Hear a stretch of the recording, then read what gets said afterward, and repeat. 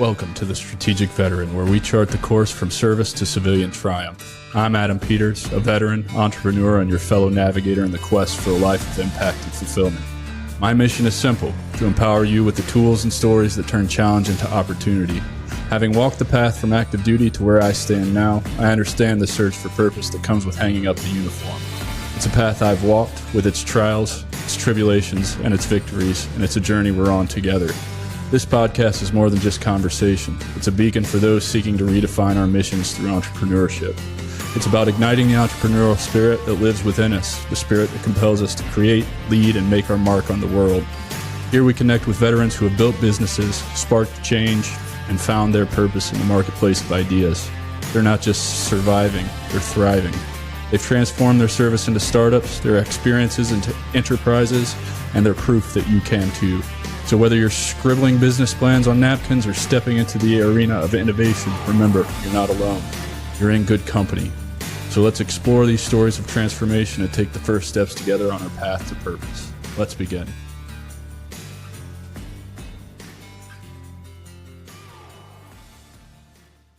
Hey everyone, and welcome back to the Strategic Veteran. I'm your host, Adam Peters, and today we have the honor of speaking with David Befort, a distinguished veteran and successful entrepreneur whose career spans over 2 decades of service and significant achievements in the civilian sector. David's military journey began after graduating from the United States Air Force Academy in 2003. He served actively until 2014, took a brief hiatus, and then joined the Minnesota Air National Guard in 2017, where he continues to serve as a lieutenant colonel. David's military career is marked by his dedication and commitment to excellence. He completed pilot training and flew the A-10 Warthog, serving in various operational assignments across South Korea, Germany, and the United States, including multiple deployments to Afghanistan. His experience as an air liaison officer, or TACP, attached to the 101st and 10th Mountain Divisions significantly shaped his perspective on military service and leadership. A pivotal moment in David's career came during his third deployment to Afghanistan in 2013, where he began to question the more significant implications of war and its impact. This period of introspection and reflection set him on a path of self-discovery and personal growth, ultimately influencing his transition to civilian life. After leaving active duty, David ventured into corporate America, but quickly realized it wasn't the right fit.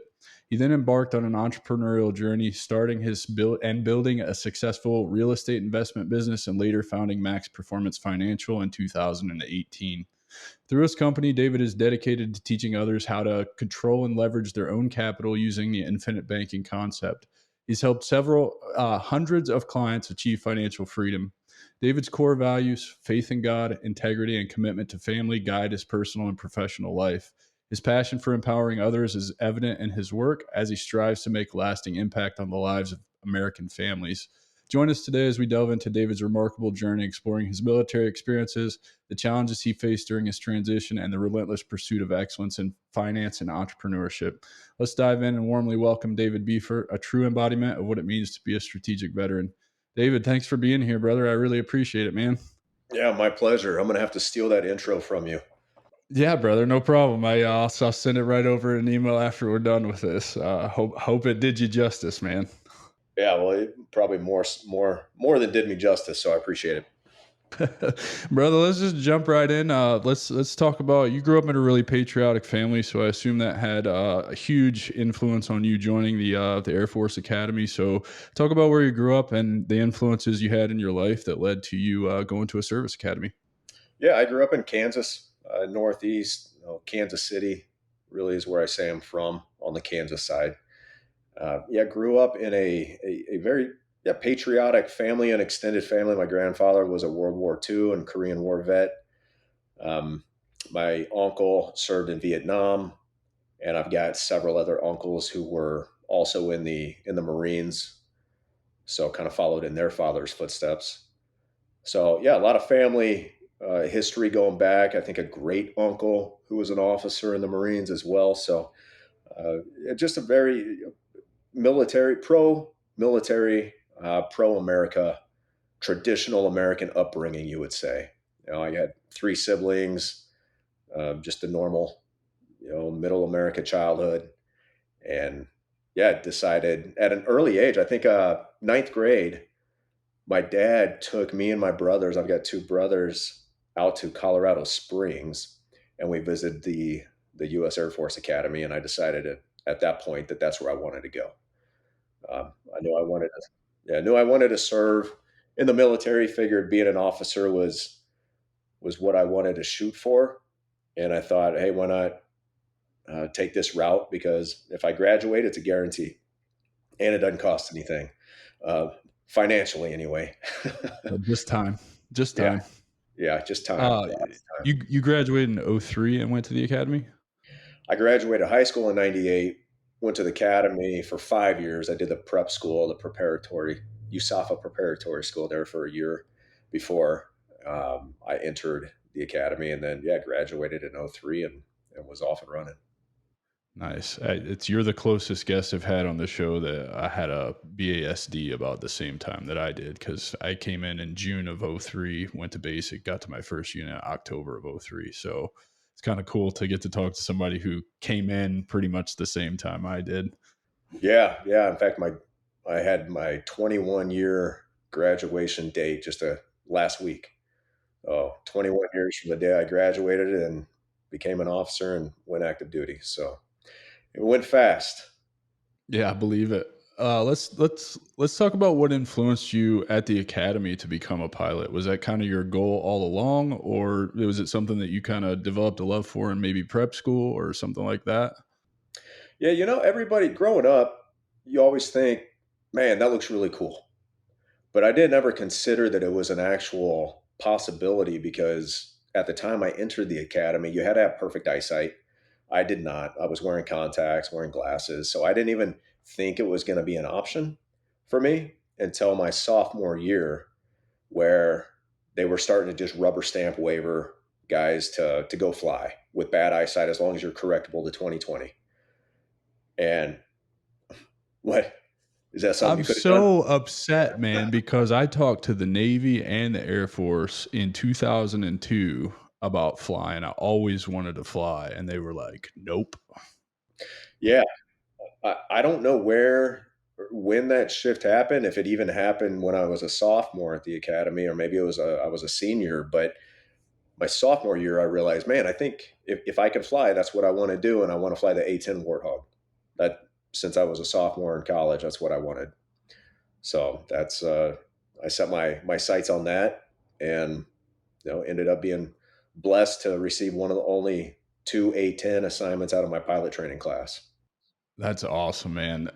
That's really cool because I pursued a career in aviation after I got out of the army when I found out that you could fly with corrected vision. And I quickly, I don't know how it was for you, but I realized flying wasn't everything I thought it was, especially in the civilian world. It's a lot of go out in the practice area, do a lot of steep turns and stalls, and repeatedly do that, and it's really boring and it's hot. Is that how training was for you when you were learning how to fly, or do you get to do a lot cooler shit? No, it was every day was exciting, except in the instrument phase. You do these same instrument routes over and over, and which is necessary but not exciting. But in the some of the initial and the later stages, where you actually go out and do intentional stalls, you take the aircraft up and you actually stall it so it's falling out of the sky, and then you have to recover it doing this procedure, and you have to do the procedure just right to recover and pull out of that nosedive. But that was quite a rush. And then you learn, formation flying, where you're, in fingertip formation, seeing you can see the white of the eyes of the guy flying next to you in the other jet. So it gets really fun. And I look back now and I think, man, especially when we graduated to the fighter trainer, that the T-38, they let us fly that solo in close formation, like underneath, doing loops with, just following another jet. You could actually see all the screws on the bottom of the jet. You could count them if you wanted to. But I was alone in the jet doing that. And I look back and I'm like, what was the Air Force thinking? That's crazy to let some 22, 23-year-old kid do that on his own with these $1 million machinery. And just the lives in the other jet that you could run into that jet. And unfortunately, it happens, and I've got a classmate who that happened to. But um, it was a lot of fun. But you're right, civilian flying. I did that actually for a couple years.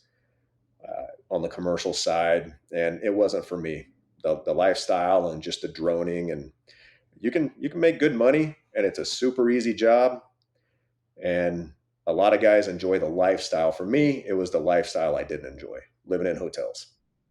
Yeah, I think that's really what turns me off about it is the airline world, to me it's almost not enough responsibility because you just show up and plug some numbers into the A cars, walk around the jet and take off, go land wherever you're going to land, particularly before you get to the legacy airlines, right? The regional airlines, you're doing hops from Seattle to Portland 4 or 5 times a day. That is not for me And that's what at I all. did.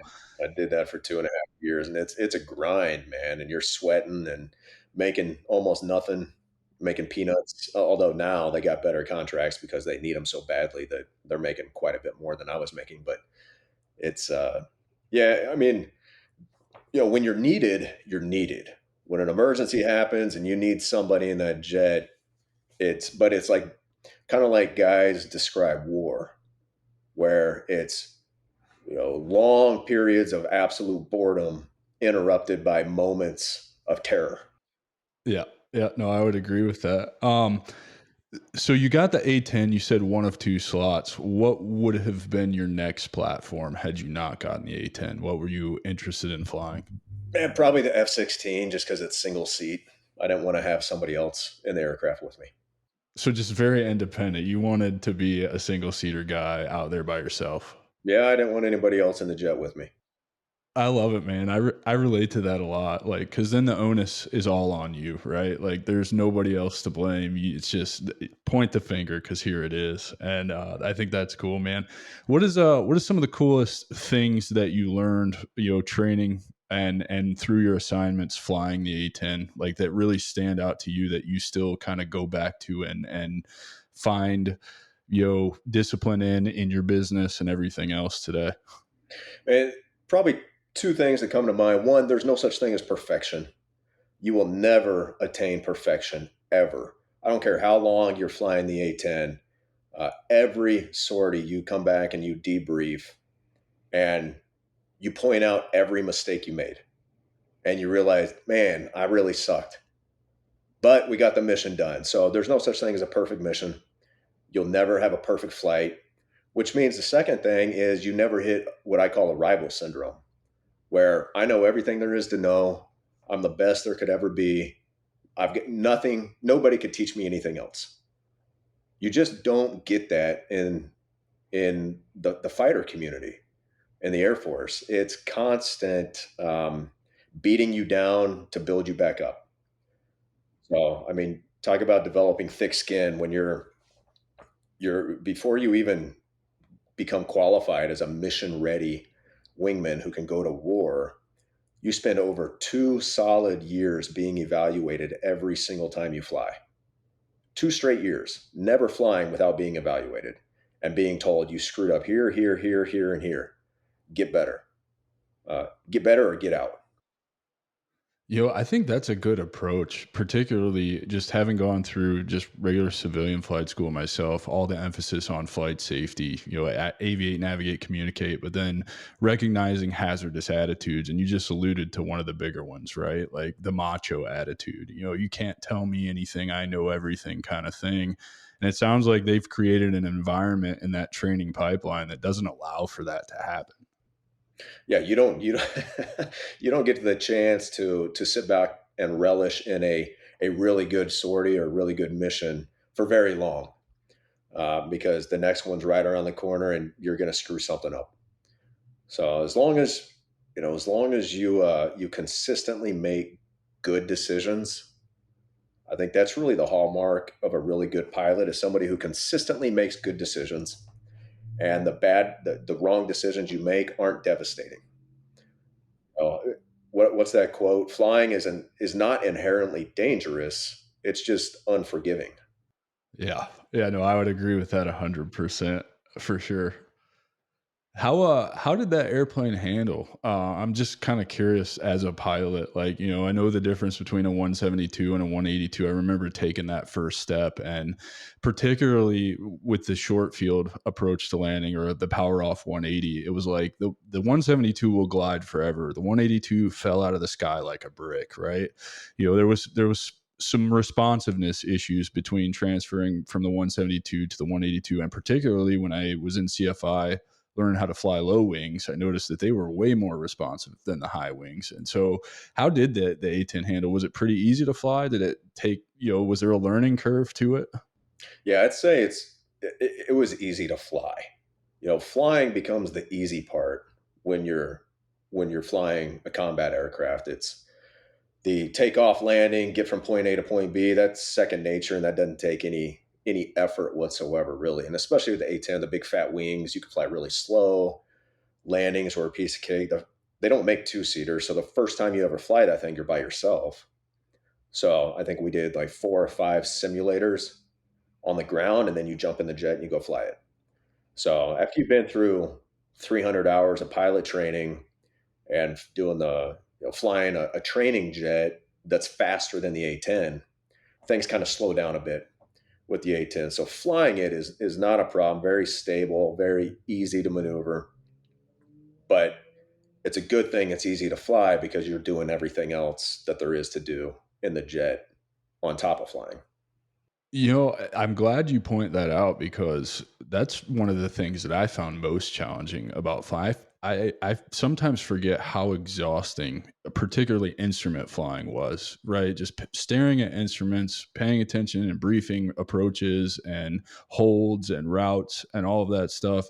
It's like you have 25 things going on inside the cockpit. And particularly as a student, your instructor is not there to help you. They're there to make sure that you learn how to do this on your own. So I totally relate to what you're talking about. I can only imagine the 40 other things you have to do inside of an A-10, particularly on a combat mission, talking on the radios to ground troops, right? Talking to the JTAC, understanding where the troops are, finding the troops, right? Like all of that goes into this, huh? Right. Yeah, absolutely. So flying becomes the easy part. It's everything else that goes along with it that really differentiates the the best from the average to the below average, I guess you would say. Because let's face it, in every career field you're in, there's still the guys at the top and then the guys who kind of fall at the bottom of that scale. Even if you're a special operator, you're going to have the really good ones, and then the dudes are just getting by. Yeah. No, there's still a couple F-16 pilots out there I'm pissed off at, but that's a story for another day. You served in various assignments and multiple deployments to Afghanistan. What were some of the most rewarding and challenging aspects of your time over in Afghanistan? I assume because that's all you listed, that's the only place that you went. I know they were way more prevalent, the A-10s were in Afghanistan than they ever were in Iraq. I know we had some. Very rarely did we have them, but what were some of the challenging and rewarding aspects of those deployments for you? Not the third one, because I want to go into detail and have a conversation about your third one because this one really interests me. Yeah, well, the third one, I wasn't even a flying deployment, unfortunately. So I did 2 flying deployments. They come with different challenges and different highs and lows.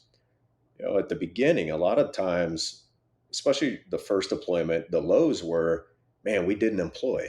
I went out there and I drilled circles in the sky for 3.5 hours and came back and didn't get to lay down a single round or a bomb or anything.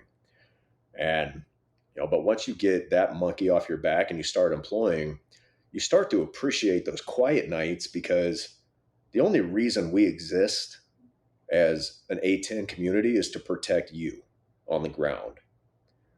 So those nights when nothing happened, I was super thankful for those nights because that meant you guys were safe and you guys were going home that night. Right? You started looking forward to the quiet nights because you're right. Like you said you exist to serve the ground troops, right? And if you guys are getting called out, that means we're in trouble.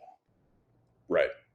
Right, which was exciting to actually get to do the mission that you trained for, all those hundreds or thousands of hours you're spending training, but knowing the effects that has on the guys on the ground and the impact what you guys are going through. I was thankful for those quiet nights because it was, if it's quiet for us, it's quiet for you. Yeah, brother, and I can tell you we were thankful for the nights that you guys showed up because man, that's a boost in morale instantly. So I'm sure you've heard that your whole career. I'm sure I'm not the first ground guy that's come up to you and said that to you, but it's the truth, man. It's a boost of motivation to see you guys coming for sure. Yeah, Um, I've seen the YouTube videos of you guys on the ground cheering as soon as the A-10 show up on station. So that's good. Job satisfaction.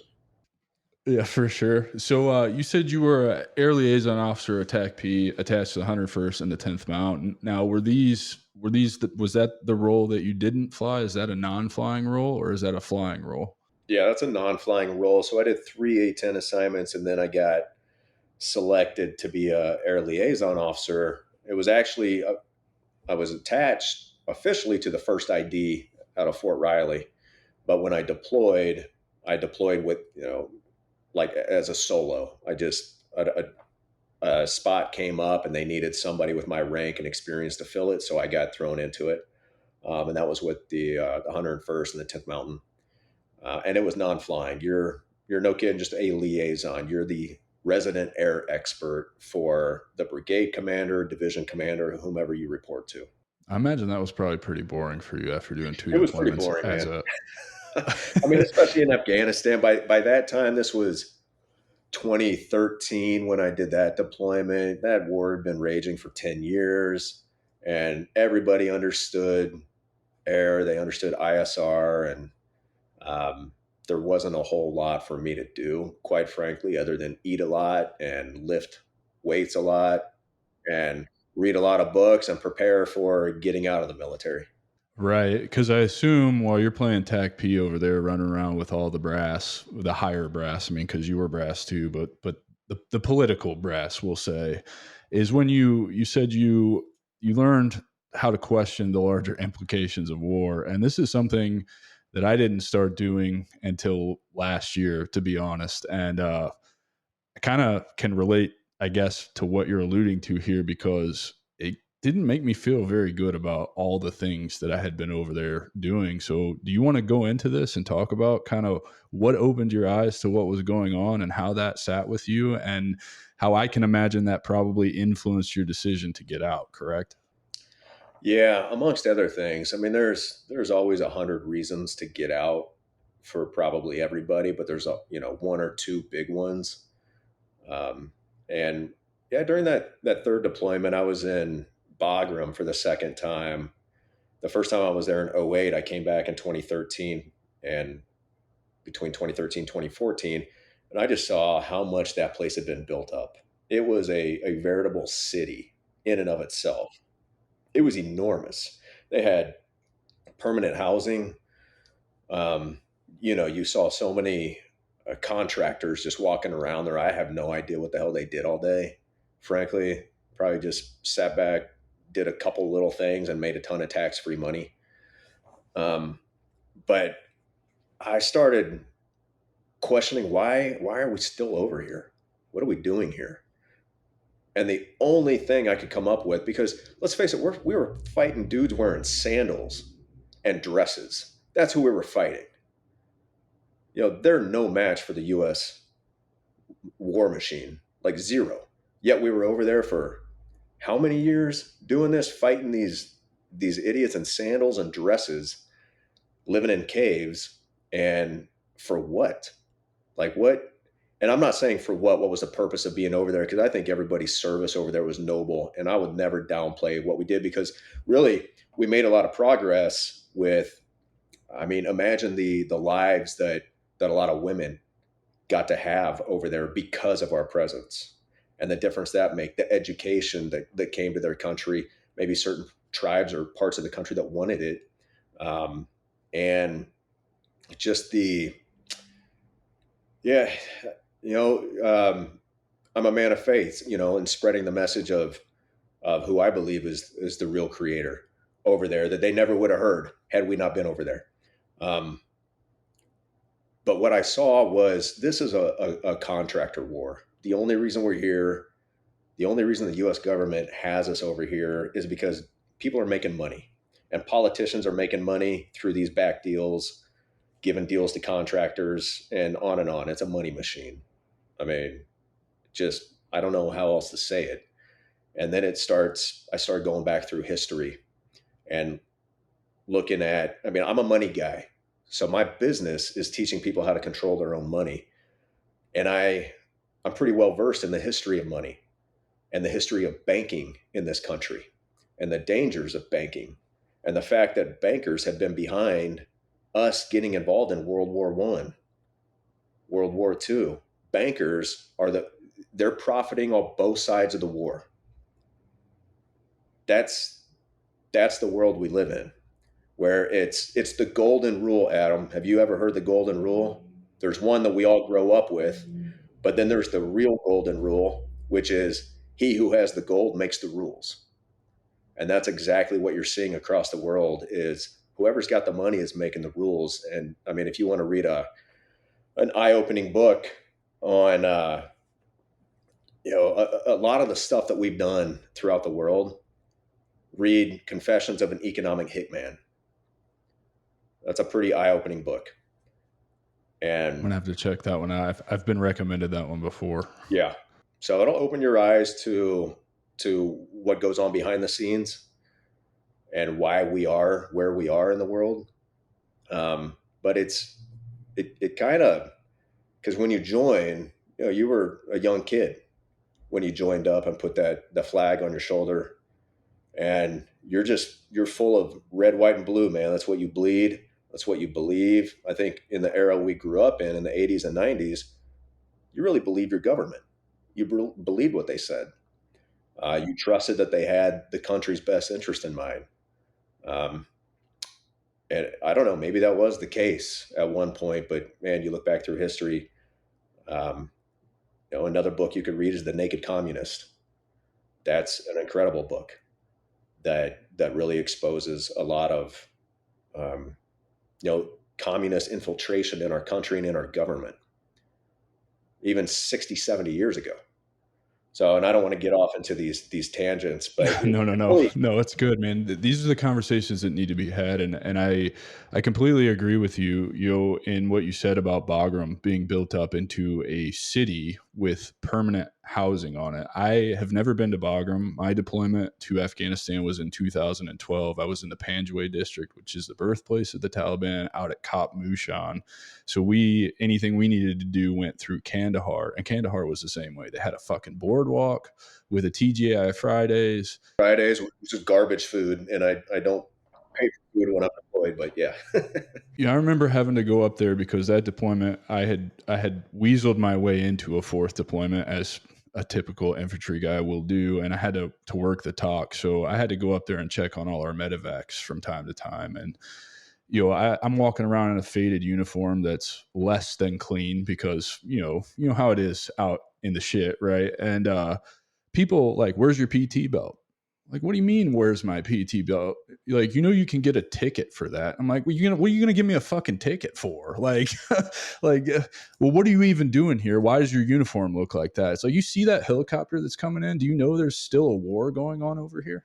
Right? Like, it's just so out of touch with reality. And I didn't have enough awareness back then to see it. I was still very much bleeding the red, white, and blue and doing my job, particularly because I saw all the difference that we had made, and I did 3 to Iraq. So I saw a lot of infrastructure changes in Iraq. I remember my second deployment, we were in Heat, Iraq. We took that city, which was under literally shit water, and we rebuilt the roads and gave them, their market back, and ran off a bunch of people and made their lives better, only for us to turn around and pull out, leave them with nothing, and for it to go right back to the way that it was. Um, hindsight's 2020. I look back at the change in ROE over all of my deployments for guys on the ground, and it's like, no wonder, speaking to what you said about, like, we're fighting dudes in dresses and sandals. How are they a match for the military, the US war machine? Well, I'll tell you how, because our hands were tied behind our backs, right? Like, they just at one point I could not engage anybody unless they engaged me first. And it's like, I just watched this guy do the bad thing that we're here to stop them from doing. And I have to wait for him to shoot at me first. Come on. And so I definitely, I relate all of that. It just took me a lot longer, I guess, to be sour with it. And I can imagine how that would influence, your decision to get out and, kind of move on with life. Yeah, one of the many reasons that I think we all, my eyes didn't really start getting opened up until I started reading books and looking back at history through the lens of something other than the American history textbook that I was fed in grade school, because all of that's complete garbage. That's unfortunately. So after that deployment to Afghanistan, when did you come back? Pretty late in the year. After that third one, I came back springtime 2014. Okay, so spring 2014, you got out in 2014 towards the end of the year, then I assume. So let's move into your the transition phase, or the transition hole as I like to call it, that so many of us fall into when we're getting out. And let's talk about the main challenges you faced when you were getting out and transitioning. And I always get curious because I think there's this like dichotomy between, the opportunities that are presented to officers as they're getting out versus the opportunities, particularly for, the combat MOSs who don't necessarily have a soft skill that translates to the civilian world. But I've talked to enough people on this show to know that it's really the same no matter what. I mean, maybe it was a little different for you because you knew you could probably go right into a job flying at the airlines. I don't know what that looked like for you, but let's have that conversation and let's talk about what your transition challenges were like. Yeah, I think you're right. I'm sure there's differences in the way, at the time, being a junior military officer transitioning out versus, somebody who just finished one enlistment period, or maybe two enlistment periods with, as an infantryman. Um, the one thing the civilian world looks for is leadership. And man, there's no better crucible for leadership than the military, period. So they can't teach that on the civilian side. They can, like, all the leadership that you learn during your time in the military, it would take them two lifetimes to train somebody up in a corporate job to have that kind of leadership experience and confidence, I think. So the caliber of person, it was really interesting. The caliber of person I worked with as a pilot in the Air Force, and specifically, I would say fighter squadrons, you work with a caliber that's going to be tough to match anywhere else as an organizational whole, because these are highly motivated type A, completely independent and um, you know responsible, disciplined. You don't have to tell them anything; they just do their job. Um, I think that's hard to find in any organization outside the military, but even if you're getting a paycheck to do so. But when I transitioned, uh, I thought, hey, corporate America, that's where I want to be, because then I have some control over my life, and control is kind of the theme throughout my lifetime. My adult later on, when transitioning out of the military, like, I'm just looking for control. I thought that's the key, and that's something I can jump right into. And I always wanted to be a business owner. In fact, for probably the last 5 years of my military career, I was reading books on business and how to own a gym for dummies, books like that, or just different types of business books, because I knew that was a drive inside of me. I just didn't know what business I should do or how I would do it. I just knew I wanted to be a business owner at some point. I didn't think the best time to be a business owner was right after I left the military, because I had three young kids and a wife, and I needed to provide for the family. So, but there was a headhunter organization for just junior military officers that prepared officers very, very well for interviewing with companies in corporate America. So I did that. I spent about maybe 10 months prepping for that, and ended up going to a weekend conference and got to interview with like 12 different companies in 2 days. And these were really good companies, like Fortune 500 type companies. And I got callbacks from went out to visit a few throughout the country and made my decision on one up here in Minnesota. It was a medical device company, and I was a compliance program manager. So going from A-10 pilot or ALO working with the Army to being a compliance program manager, it was quite a shift. But guess what? They still wanted me because of my leadership, not because I had any knowledge whatsoever in medical devices or their compliance program. But I was able to parlay what I did in the Air Force around leadership and around compliance is a big part of the military to get a job doing that. And it was a great job. I made more money in that than I was making as a major in the Air Force. And it's super easy, 8 to 5 kind of schedule, and still stressful. Everything you do is going to be stressful. Whether you're working for yourself or somebody else, it's still stressful. But I did that, man, for about a year thinking, okay, this is how I'm going to climb the ladder. And within a year, I started saying, no, there's no way I can do this for another 30 years. It would suck the soul out of me. So did you start experiencing burnout? Is that what it was? Just sitting behind a desk doing the same thing over and over, no variety, I assume. I mean, probably hard to form relationships, kind of, I think we all get out looking for relationships in the civilian world like we form in the military, and you don't get that at all in the corporate world at all. I think if you do, you probably should stick around in that company because it's a really good company. Yeah, no, I wouldn't say it was burnout. It was just lack of purpose and lack of motivation. Like I was like, where is this going? Wherever it's leading, I don't want to. I don't want to be there. But I would say they did a great job of hiring veterans. So one of the buddies, like in the cubicle in my office area, was a Naval Academy grad, helicopter pilot, just got out, and so we became best buds in the office, and there was a big veteran group that we would have lunch every day together. So that was really cool. I mean, they're Marines, Army, and Air Force and Navy. All branches were at every single lunch basically that we had while I was there. But it was really, man, what's the point of this? Like, this doesn't motivate me. These people get super excited about creating another SOP for the compliance department, and I'm like just sitting back thinking in my head, I can't believe you guys actually care about this. I don't. Maybe I should leave. And I mean, God bless them. Some people do care, and thank God they do, because there's some really important jobs. When you're talking medical devices and a lot of different fields where we need people who really care and really enjoy doing that work. I didn't. And especially going from the military environment to that environment where you're working with a bunch of middle-aged, I'd call them like middle-aged moms. Nothing against them, but they weren't 25-year-old fighter pilots with their hair on fire. It was a different environment. Um, so after a year, I decided, man, I can't do this. I got to figure out a way to quit my job. And I started exploring, and I figured, hey, everybody does real estate.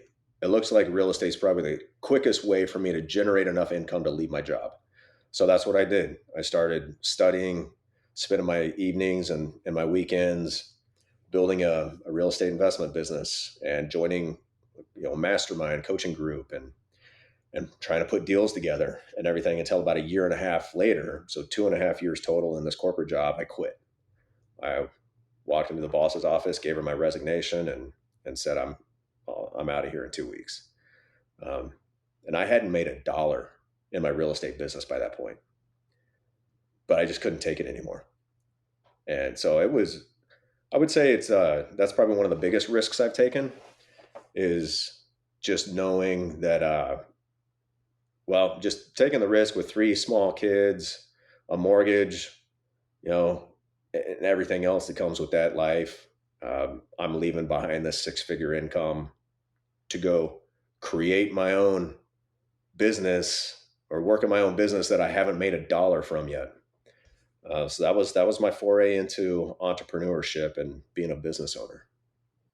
I love that, man, because real estate seems to be the most common one that people get told about to start their entrepreneurial journeys, and that's a brutal business. I don't know about the investment side of it, but I know like the realtor side of it is like that's you're not going to make any money for 2 years, period. Like you are just going to try to get some deals basically and just learn how to get deals. And it's the same. I went to the insurance industry and it was like that too. You don't know what you don't know about those industries until you get in them, and they are brutal. Um, so taking that risk, oftentimes I talk to vets who do. I'm an outlier. I don't have the kids. I've got the mortgage, but I make enough money that I've structured my life to be able to do this full time, not making any money and be okay. What was it that just led you to make that decision? How did you come up with all this faith in yourself that you would figure it out and make it work? Because I do advise, veterans who are like, I do have a family, I can't be an entrepreneur. It's like, well, you can, you just have to make the time for it outside of your regular job that's supporting your family, right? And that's where your discipline comes in, and you just have to grind. It's a grind, it sucks, and you're just going to have to do it, or else you're never going to be an entrepreneur. That's just the way that it is. So you just dove right in head first and was like, I'm miserable, I quit. How did you make peace with that internally? It really, there, I had a few requirements to, before I would quit. I said, I need to have this much money in cash reserves. And what I do now, teaching people how to create their own banking system, I've been doing that on an individual level since 2010. So storing my capital, letting it accumulate somewhere very safe where I always had access to it, but it was growing and compounding at the same time.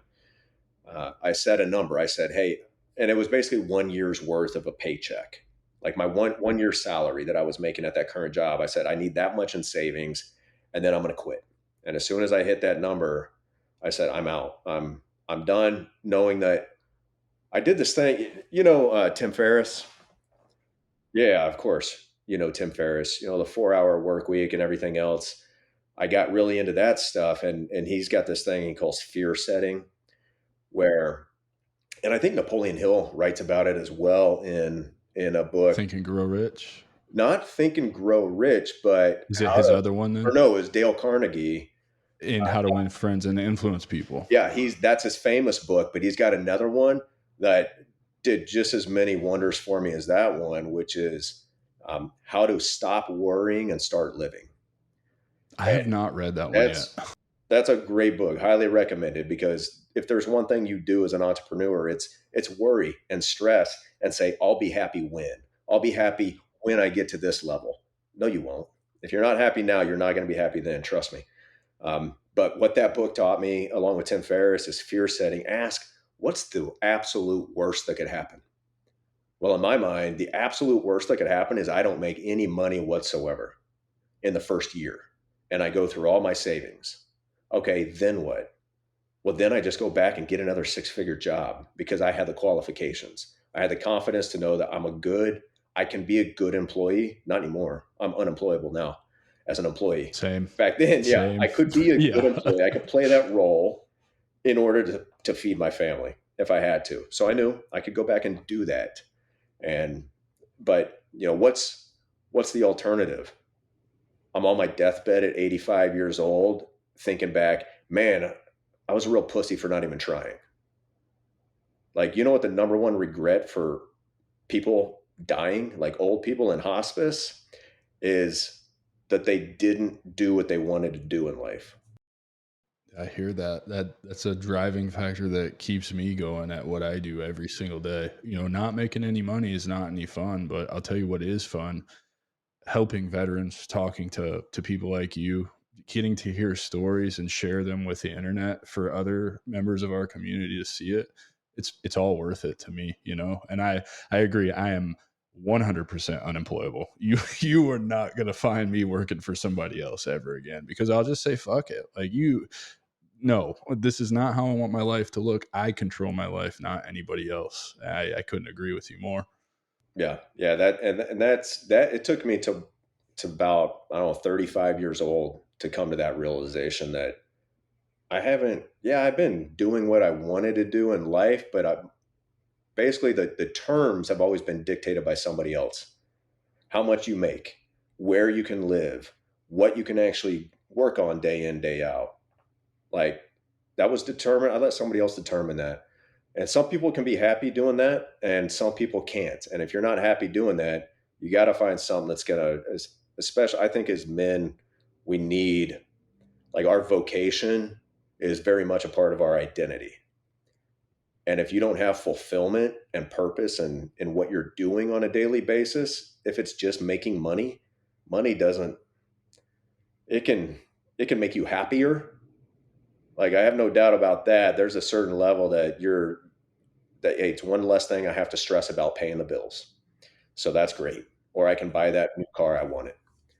It's just a tool, though. It's a tool. It's not the be all end all, right? Yeah. It's very important. It's a very important tool, but what does that money, how does that money change who you are? Um, I think I've heard it said, more money just makes you more of who you already are. So if you're unhappy and you're always waiting for the next success or the next level or the next step, when you get there, you're not going to be any happier because you've moved the goalpost. Now that's your new norm, and the goalpost is now higher. And you just do that perpetually over your lifetime until you're like, you look back and you're like, wow, I should have been happy by now, but I'm not. For sure. So you in the little questionnaire before you came on the show, you mentioned dealing with self doubt and the difficulty of starting over multiple times. So how did you overcome the self doubt, and what were you experiencing self doubt in? Was it just, am I capable of doing this, or am I making the right decision? The traditional self doubting things, or was it something else? Yeah, I did transition several times. So I transitioned from the military to corporate America to starting a real estate investment business. From there, transition to my primary business right now of teaching people how to create their own personal banking system, and into commercial flying. So I did that for a couple of years before I quit while I was building this business. Um, every time I transitioned, of course, there's always some unknown. You have no idea. Is this going to pay off? How long is it going to take to pay off? How long do I have I guess, struggle? How long do you have to grind? I said you have to grind for as long as you want to keep growing. Yeah, So I agree. yeah, like once you It's a stop never and ending lay grind. back, you're not going to grow anymore. And if you're happy with that, fine. I'm not. But and I don't think most of our the type of person we are, we're not fine just standing still. You always want to reach for what's next. Um, but self doubt. I was never in doubt on my capabilities to do something. I think mostly it was a doubt, like, how much return am I going to get for this investment, and am I going to put my family in jeopardy for doing this? Because a lot Well, of I unknown. think I think the answer to that question is, well, you're going to get a lot of return for taking this chance, right? Yeah, and I'd say yeah, for me, I've got a lot of return in the current business that I'm in. I mean, really run two different businesses right now, but the return on investment, so the return on my time, is phenomenal, better than I could ever have imagined. Before, in my real estate investment business, the return was awful. I hated what I did. I liked it at the beginning, and then as time went on, it just became, it's like your dream becomes your passion becomes your prison. Like, I'm just doing this because I have to. And I didn't enjoy it. I was only doing it for the money. And when that's the only thing I cared about in that business, of course, I cared about my integrity and doing good deals and being honest and upright and growing a good business. But the end result was the money. And it didn't fit me. And it wasn't great. I mean, I made enough to live on. That was it. But that's a good example, and I'm glad that you kind of talk about that, because it's okay to pivot too. It's okay to get into business and understand, cut your chops on something that may not be the be all end all or the thing that you end up building your empire out of, but it's a start, right? And you probably learned a ton of valuable lessons doing that first business, right? The real estate investment business, whether you hated it or not. And I can relate to that. I've tried many of things in the digital entrepreneurship space, from drop shipping to faceless YouTube to trying to run my own blog, and none of it really resonated with me until, hello, here we're doing this, right? And not looking at a podcast as a business, when my mind was open to that and somebody puts the pieces together for me, it's like, oh, okay, I could do this forever. This is so much fun, right? And so I've pivoted as many times as probably you have. And, again, from flying, like, well, this is definitely not for me. Let me try and be a private jet pilot, because that would be way cooler. There's more responsibility. And it's like, I don't like any of the people that are in that world. So that's not an option for me either, right? Like, and it just, learning to pivot, and I guess really leaning on that resiliency, right? Like, oh, well, this one didn't work out, but I'm going to go try something else. So I'm glad you mentioned that, and I appreciate that. Yeah, I think, and I was of the same mindset too. Like, well, hey, I got to figure it out right now and start this second career right now. So it's got to be the right one. It's not the case, man. You will find you'll go from one thing to the next until you finally land on what's right for you. And just don't burn any bridges along the way, and don't take any risks that are too big that are going to put your family in harm's way. And you won't have any regrets. I mean, I don't have any regrets about corporate America, because it was the right thing for that time in my life. And that is what pushed me to want to start my own business faster. I think if I had had a job that I really enjoyed in corporate America, that would have been a bad thing, because I would have not had that push to, hey, you need to get out of here and go do something that you're going to be fulfilled doing, and build something for yourself instead of somebody else. Yeah, I totally agree with that. I mean, I had a job that I absolutely liked until the owner stopped showing up and I was running the whole business for him. And I was like, I'm not doing this for $15 an hour, bro. Yeah, Like, I'm right. out. Like, I'm gonna go figure it out on my own, and that was my segue into insurance and the bad taste that left in my mouth, because you don't know what you don't know about that industry. But um what strategies or mindsets did you use to kind of navigate the challenges of pivoting so many times? Man, you know what? I started reading a lot of books and listening to a lot of podcasts and learning from other people that went before me. I mean, podcasts, I don't remember when did podcasts really, 'cause I've got a podcast too, but I don't know when they really came on the scene, maybe early 20 teens or something, where they were really getting popular. So I'd say like 2010, I think, is when they like launched, and mostly celebrities were successful, and then through the mid teens is when they really took off. And I'm the same way. Read books and watch podcasts, listen to podcasts. That's all I do anymore. That's it. There's so much value in both of those things, and I don't know. Like, TV doesn't hold my interest anymore. I'll watch the occasional movie here or there, but not at all. Most of my time spent on YouTube researching how other people talk to other people. Yeah. And that's great, man, because you can find anything you're passionate about on YouTube. You can certainly find some kind of niche that you want to get involved in.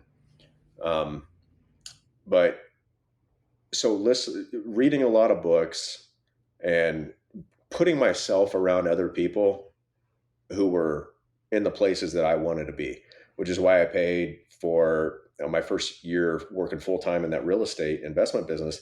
I spent $25,000 to join a coaching group, a mastermind group. I mean, I pulled out $30,000 that entire first year to live on, and I spent $25,000 to join this mastermind group that, to get together, I had once a quarter, I'd have to fly somewhere else and spend a few days in a hotel with everybody. Um, but it was about making that investment in myself. It sounds cliche, but I mean, you're not going to get an ROI on anything like you get on yourself.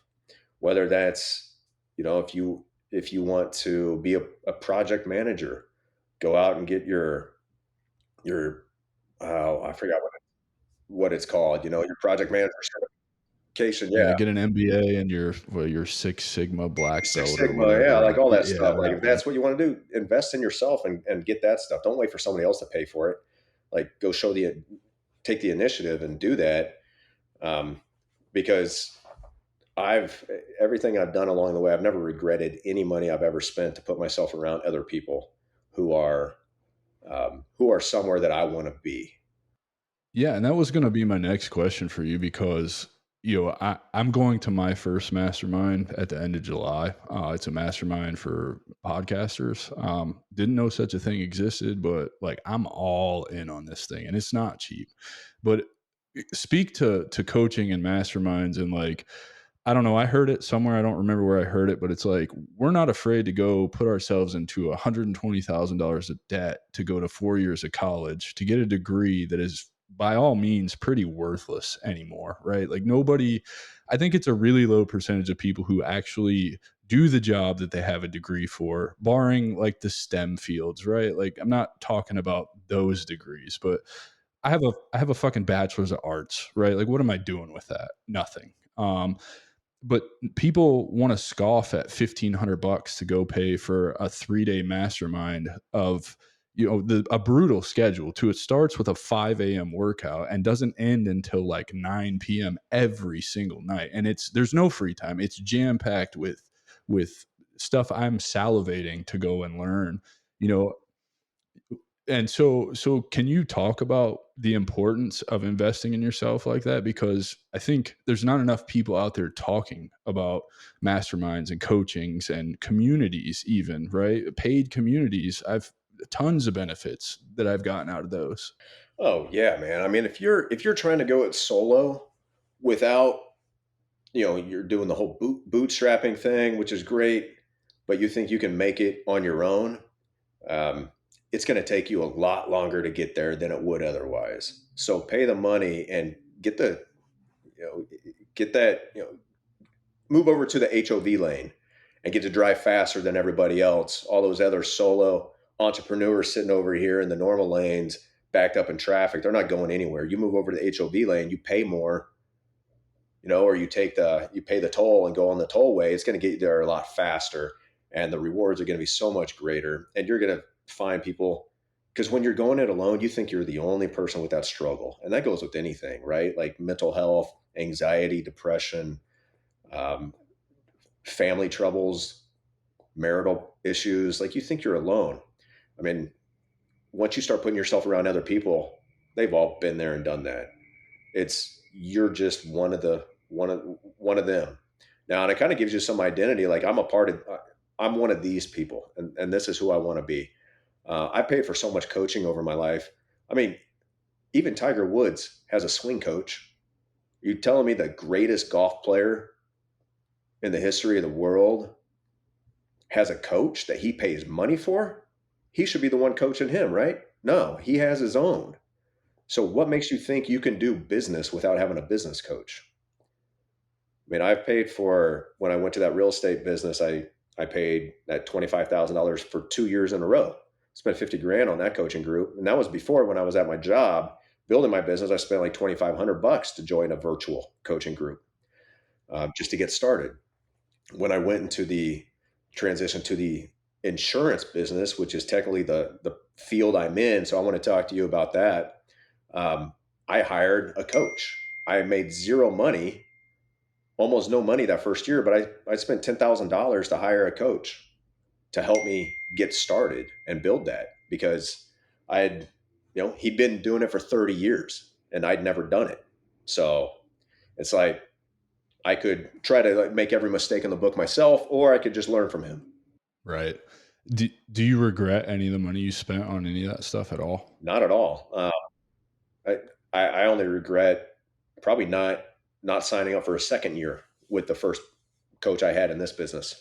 But I went on and put myself around other mentors who had been around and would informally mentor me as well.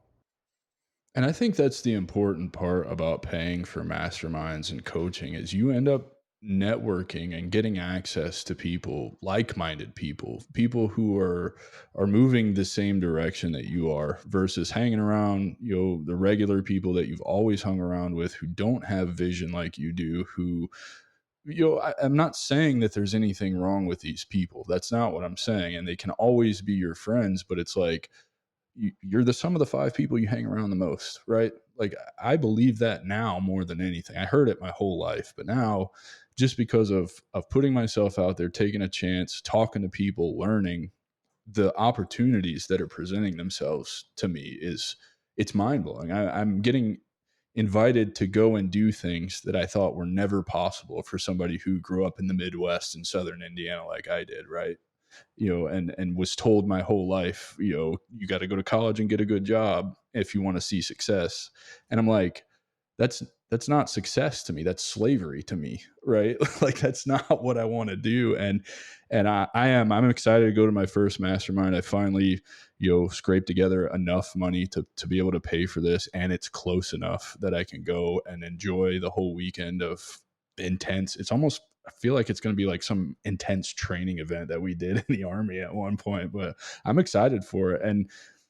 And so what what military experiences did you use to prepare, for going all in on the business? Probably lean pretty heavy on your discipline. Probably lean pretty heavy on the fact that we're adaptable, particularly as an A-10 pilot. I feel like you guys are pretty adaptable, right? Like, what else did you lean on? Yeah, I would say it does help to look back and look at the things you accomplished. That a lot of your peers in this world will never even attempt to do anything half as hard as what you did, and took half as much commitment and discipline to get through it. So when you look back at that, there's another really good book. I really love Dan Sullivan. He's a strategic coach for business owners, entrepreneurs, but he's got dozens of books out. One of his is called The Gap and the Gain. He says most people, and I fell victim to this, live in the gap, where they look at where they are to where they think they should be. And if you're always looking from here I am now, where I should be, you're never going to be happy, and you're never going to be, you're never going to feel successful. But if you look at the gain, you look at where you are based on where you were just 1 year ago or 5 years ago, you can look like if I look in the gain in the current business I'm in, it's unrecognizable. Like, every aspect of my life is unrecognizable. Uh, and that gives me motivation, gives me satisfaction.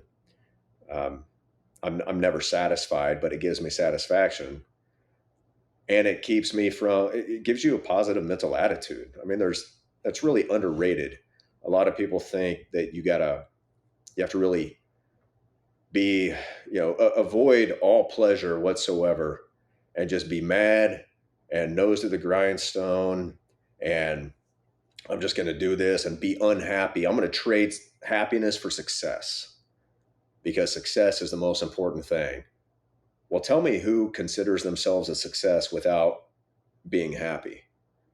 So I actually went through a whole phase for about a year where it was after I went through a divorce, and a really, really difficult, the most challenging year of my life in 2018, where my marriage imploded, and I had to reevaluate what I was doing in life. And I was not, I was not a fun person to be around. And I knew that. It's not like I wasn't drinking and, raging and yelling at people. I was just not happy whatsoever. I had no fulfillment, and wasn't trying to get my happiness from people, instead of, in my opinion, the only place you can get true joy is from God, but it's a decision. So I was like, I got to figure this happiness thing out. So I started reading books for like a whole year on the happiness equation, or, I forget the names of the books, but they were all a little bit cheesy. I was like, you know what? It actually starts to make a little bit of sense. And it really helped me reframe my mind.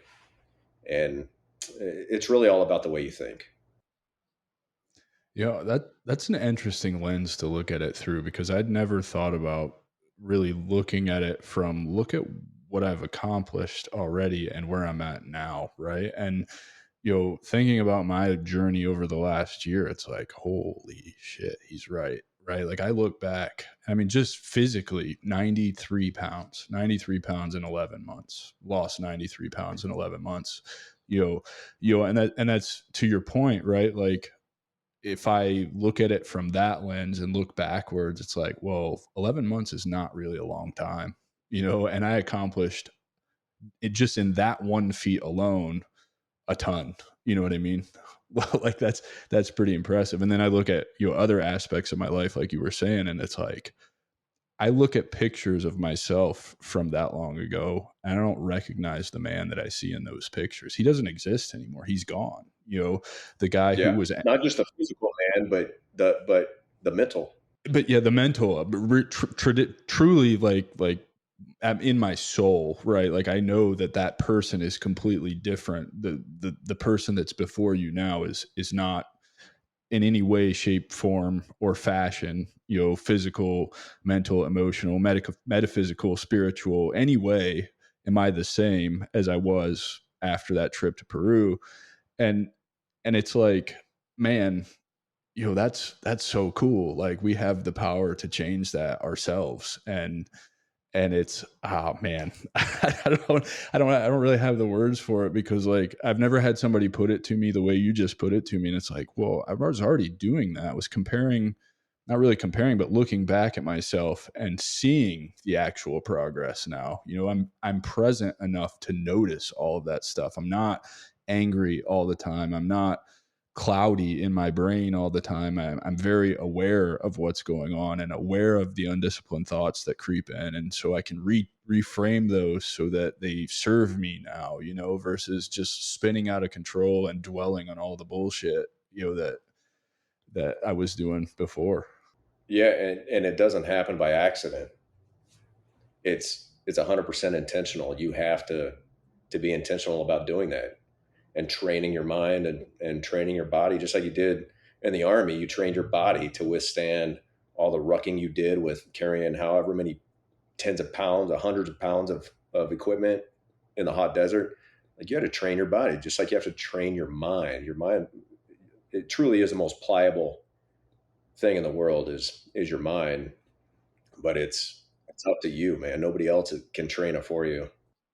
Yeah, brother. No, I'm with you. So let's move into, Max Performance Financial and give us the abbreviated version of the history of money because I think to me, this is one of the most important topics that we talk about or we should be talking about because I didn't learn anything about how money works or anything like that until I was in my mid 30s. I'm of the opinion, and I don't really think it's an opinion, I think it's just a fact that the United States, our financial education is, I think, purposely lacking. I think that's intentional. Um, and so I kind of definitely wanted to bring you on because I've always been fascinated with the infinite banking concept, but there's a right way and a wrong way to go about it. I was taught the wrong way when I was in the insurance industry. And so just give us like a brief history of money so that we can understand what it is that you do and how that all works and comes together. Yeah. So this will be interesting because you have experience in the, you say insurance industry. You talking life insurance?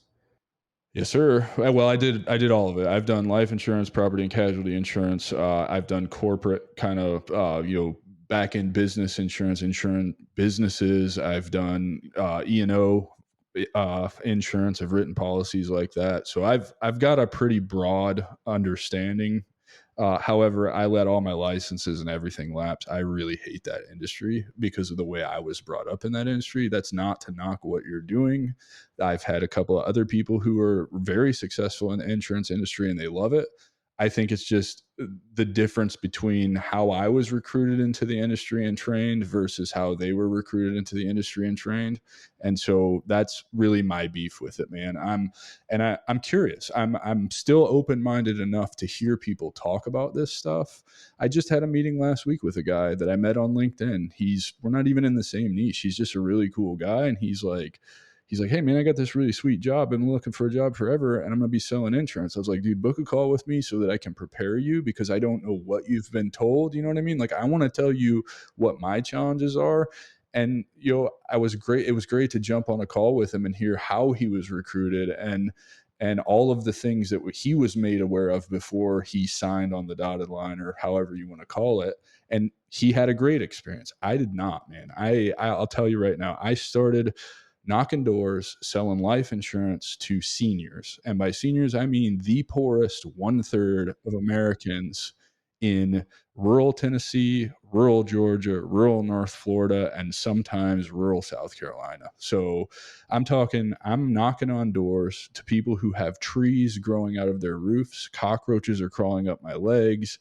There's, $100,000 cars in the driveway with no power in the house. And half of these people it's 2020, 2021, and they don't have bank accounts. So that was my experience with it.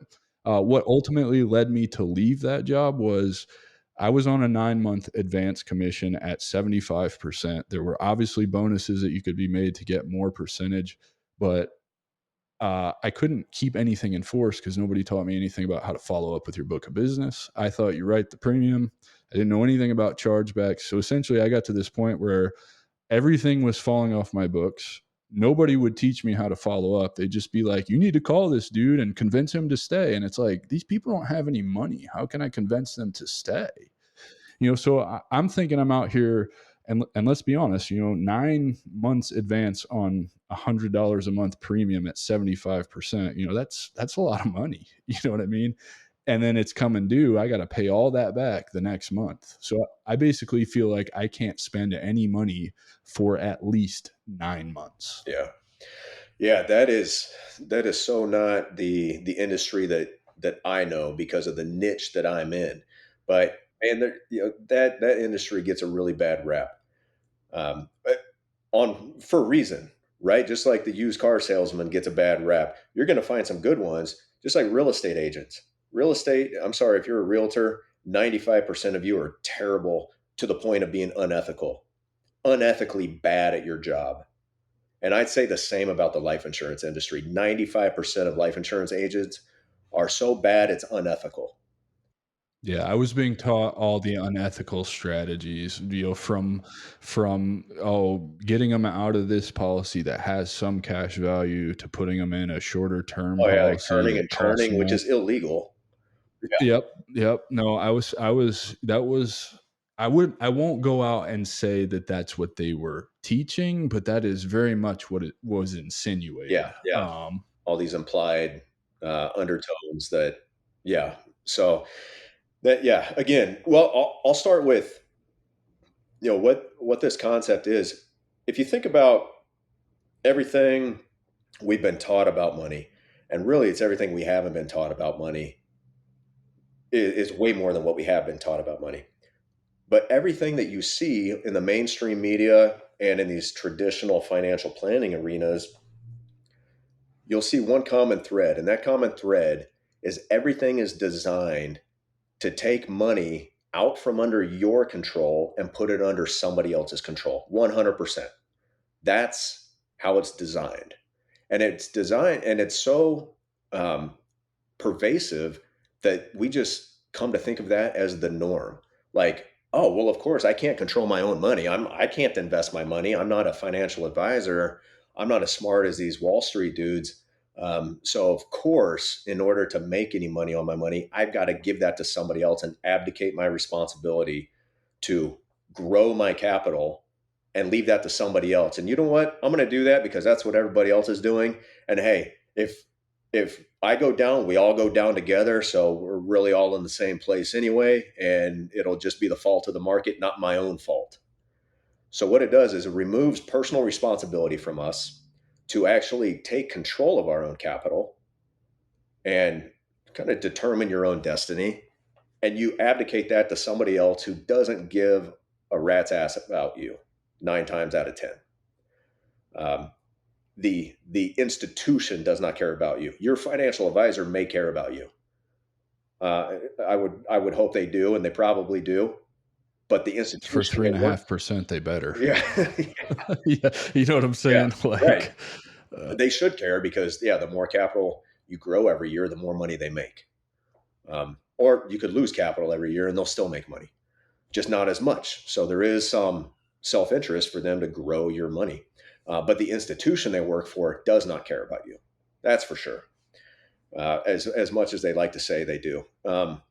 But yeah, these financial institutions operate by a couple of rules. Give us your money, give it to us on a regular basis, consistent basis, like monthly drafts from your paycheck. Keep it with us as long as possible. And when you want to take it back, take out as little as possible.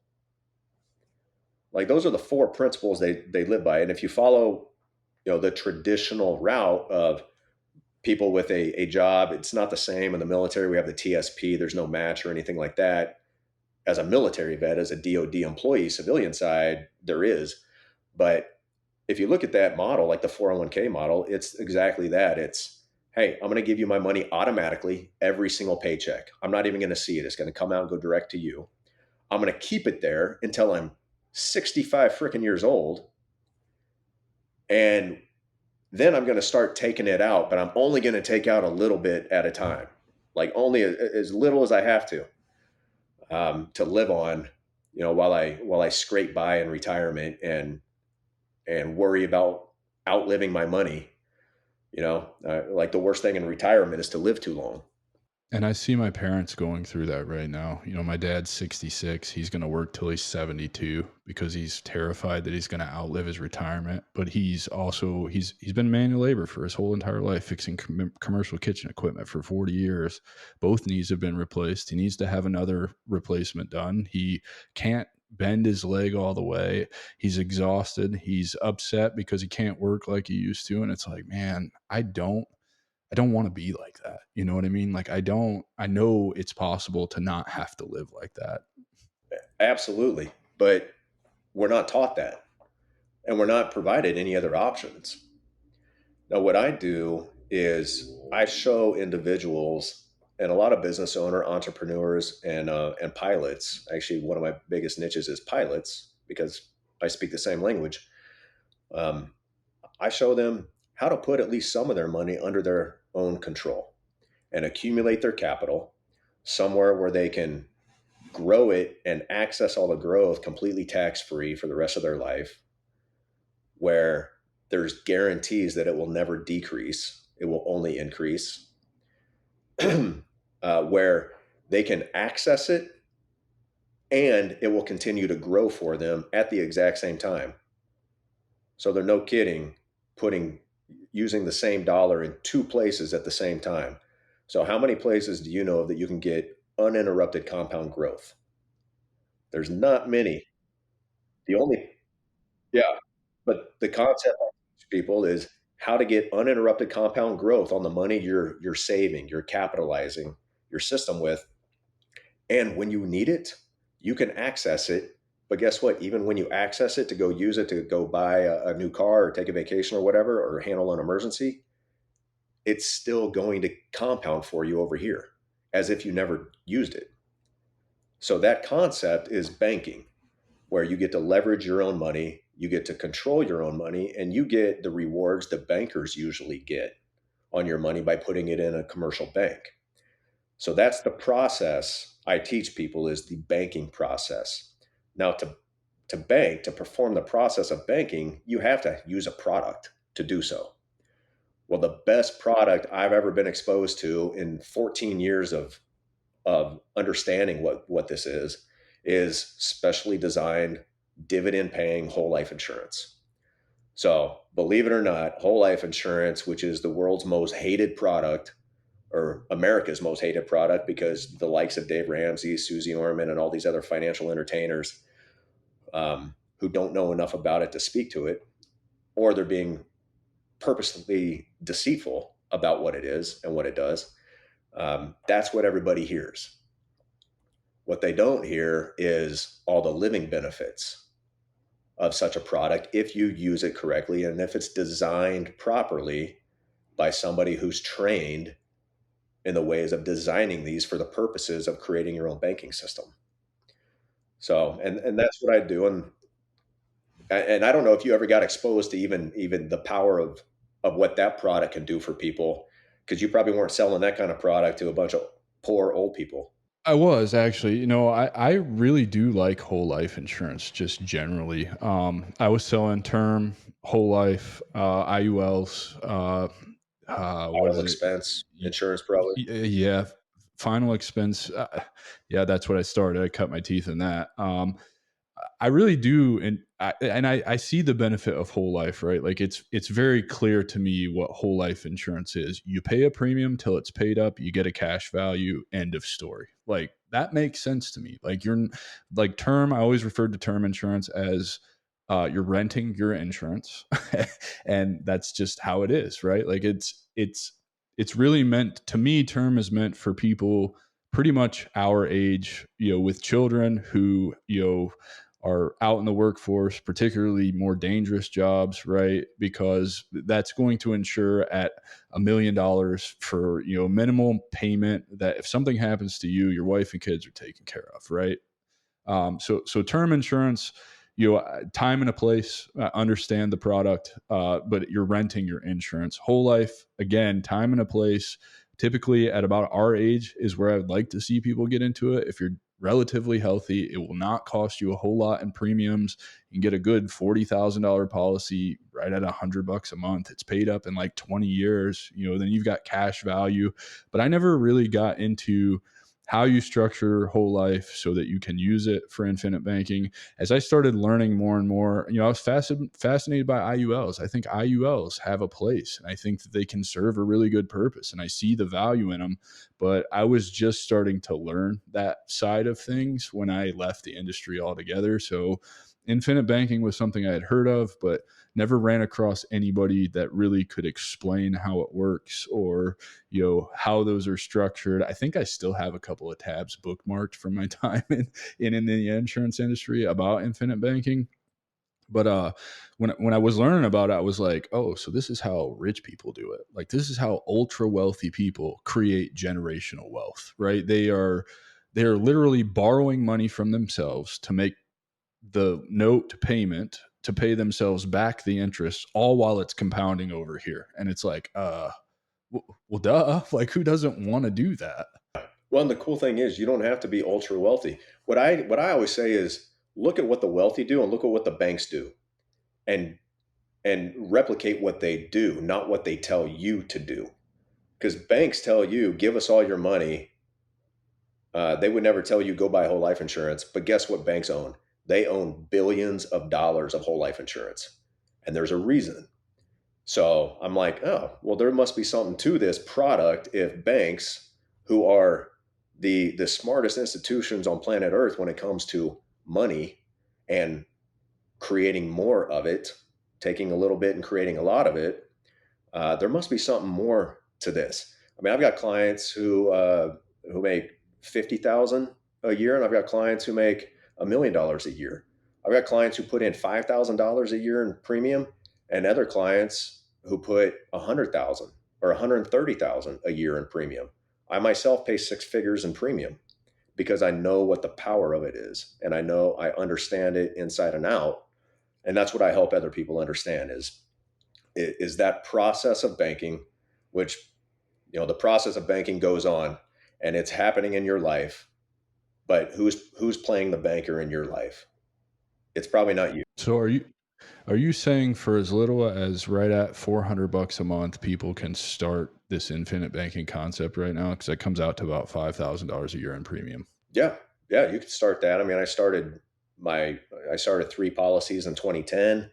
I was thinking between the three of them, I was paying a total of about $12,000, and now I've got 13 policies that I pay well into the six figures in premium every year because I understand the power of it and what it can do for me today, not just when I die, what it'll do for my kids, which is going to be immense and life changing. But it's life changing what it has done for me today. When I told you I transitioned from corporate America to running my own business, where do you think all of my cash was? It was in my cash value, and I can access it anytime I want. So I built up enough cash value in there to feel confident to go run my own business. And I've just been doing that, since 2010 and building that up. And the first house I ever flipped in 2016, I borrowed against my cash value to go flip that house. You know what happened? Um, it was a house. I was like, 2 months, I'll be in and out. Right? This will be a piece of cake. Paint, carpet, no problem. And I don't swing a hammer, so I hire a contractor to do it. So I did the numbers. I was like, oh yeah, this is going to work. 2 months in and out. I borrowed against my life insurance to fund the entire rehab. Well, 9 months later, the house still hadn't sold. And I had spent like $75,000 on a rehab, and the house was still up for sale. But the great thing about that, the bright side to that story was that 75,000 I had borrowed against my cash value. Nobody was calling me asking for that money back. The insurance company wasn't knocking on my door or calling me at dinner time or sending me letters threatening to garnish my wages or something or take me to court because I hadn't made any repayment towards it. It didn't matter. I can repay it whenever I want or never. So when I sold the house after 9 long months, I cashed out. I lost $11,000 total on my first house flip because it was an education I was getting. And I didn't listen to the people that I should have listened to on some things. I thought, this is the exception. But anyway, I cashed out and repaid my loan. And then guess what? It was available for me to use again on the next flip. I just recycle my money. That's all I do. I teach people to recycle, resell their money over and over. And I love it because I know what I'm doing is not only helping all of my clients today, and it's helping all of my clients' children and grandchildren in the future for generations to come, hopefully. But I've got a podcast, right? My buddy, his name is Paul, he's an Army aviator, Apache guy. We met during our deployment together in 2013. We were sitting in the planning cell together. And he's also an IBC practitioner, infinite banking concepts practitioner like myself. And we got a podcast. We have over 120 episodes on this topic. Like, life insurance is not sexy, right? But we've got enough. We've got probably the top rated podcasts in that genre, and 120 and still going strong because there's so much about the process of banking, especially for entrepreneurs to understand money and to understand controlling their own money and stop relying on having to go get a loan or a line of credit from a bank and create your own banking system. And it can be done. It can be done in a short amount of time. It could be done over a decade or two. But start today, because 10 years from now, guarantee you will not regret it. Do something today that your future self will thank you for. And I've never had a client not be happy they did this. Yeah, let's go into this then. Let's say I come to you.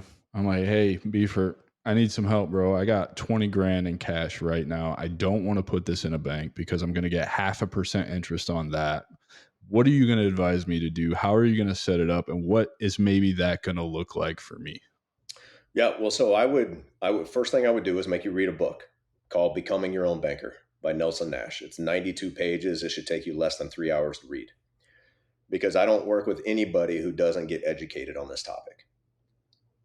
Like, you go to any other financial institution, do they ever say, hey, read this book and study up on this investment before you give me your money? No, they push the paperwork in front of you as fast as they can and get you to sign it without reading the fine print before you can see that you're going to be paying 9% interest over here. And if you miss a payment, that's going to jump to 18.5%. Right. And it's right. I mean, all they do is or any financial institution out there that wants to control your money, they say, hey, just give me your money. I'm going to make you feel safe and confident. Don't worry about it. Don't even look at your statements. Just give it to me. When you're 65, I'll have built it up really, really big and you can start living your millionaire lifestyle at 65 years old. Okay. What my process is first and foremost education. You got to get educated. So that starts with that book and my podcast. And if you listen to the first 4 episodes of the podcast, you have a pretty good understanding of what this is and whether it's something you want to continue exploring or not. Um, and then from there, the podcast is Wealth Warehouse, and it's on every platform imaginable, I think. So YouTube, iTunes, uh, Spotify, whatever. But you start at the beginning for a few episodes, and then you can skip around. I mean, we compare, the traditional vehicles like a 401k or a 529 college plan for your kid, and why I hate those with a passion. They're a terrible product, and I tell you why. You're probably not going to get that from any other institution because they're the ones hawking it. Um, and of course, I I talk really highly about specially designed whole life insurance because so I didn't get into life insurance. When I transitioned to this business, I didn't say, I want to be in life insurance. No, I said, I want to teach people about the infinite banking concept and how they can become their own banker because I'd been doing it for 8 years personally by that point. And I'd seen it firsthand, the power of it and the ability it gave me to transition to careers, to try new things without having to take a lot of risk and without all that fear. Um, so I said, I want to teach people this concept because I tell enough people about it. I might as well spend time building a business around it so I can tell more people. Some people were like, oh, you're just in it for the commissions. I'm like, well, I mean, are you not a capitalist? Do you not like to make money? And do you think I could bring this to thousands of people if I wasn't getting compensated for my time? Heck no, there's no way I would do that because I have to earn a living. Um, but this help allowed me to, I really hit my stride 5 years ago when I got into this business because it put me around people that I like, not like in the real estate investment world where I could not stand the people I had to work with in that world. Just a bunch of, a lot of snakes and scoundrels, some good people, but I just didn't care for them. But in this business, I get to work with people I like of my choosing. They come in educated, so I'm not working with idiots. Um, they they see the value of this, and I know it's a good thing for them as long as they do it correctly. They get educated and they do it correctly and learn the process. Um, and that's why my business has taken off over the last 5 years. It's pretty much doubled every year in 5 years. So I've 10x my business. I've more than 10x my business since the first year. I've like 20xed it, and I've 10xed it since year two. Hell yeah, dude. I mean, we might have to have a conversation. I might have to start a little side gig here because I've always been interested in this, and I do recognize the power. I think this is a pretty deep question for you, but given what you experienced on your third deployment and the similarities that you talked about with the banks and the institutions, there's good people that care about you, but the institutions don't care about you. It's just like there's good leaders that care about you in the military, but the military itself doesn't give a flying fuck about you. Do you think that is why you fell into the infinite banking thing, and because you recognize that about the military and about the banks, and you saw a way to kind of serve the community in the way of financial literacy? Yes, 100%. The first thing it starts with is understanding what the problem is. If you don't know what the problem is, the solution doesn't matter. You have to define the problem first. And when it comes to money, you got to understand the money game. And this doesn't take hours and hours and hours of your time to understand. It's read a few books. Read how privatized banking really works by Carlos Laura and Bob Murphy and Nelson Nash. Read Becoming Your Own Banker by Nelson Nash. Read Warehouse of Wealth by Nelson Nash. Read a very scary read, but extremely eye opening if you're not afraid of the truth, The Creature from Jekyll Island. That, I mean, that book will open your mind like that Peru event you went to opened your mind. Like it will. you'll see behind the curtain of the banking system in our country and around the world, and it's really about the creation of the Federal Reserve Bank back in 1913. Yeah, well, it was Woodrow Wilson. He was the most damaging president in history of the country. He got us involved in World War One. He allowed the Federal Reserve to be created and the IRS, the income tax, all started under his watch.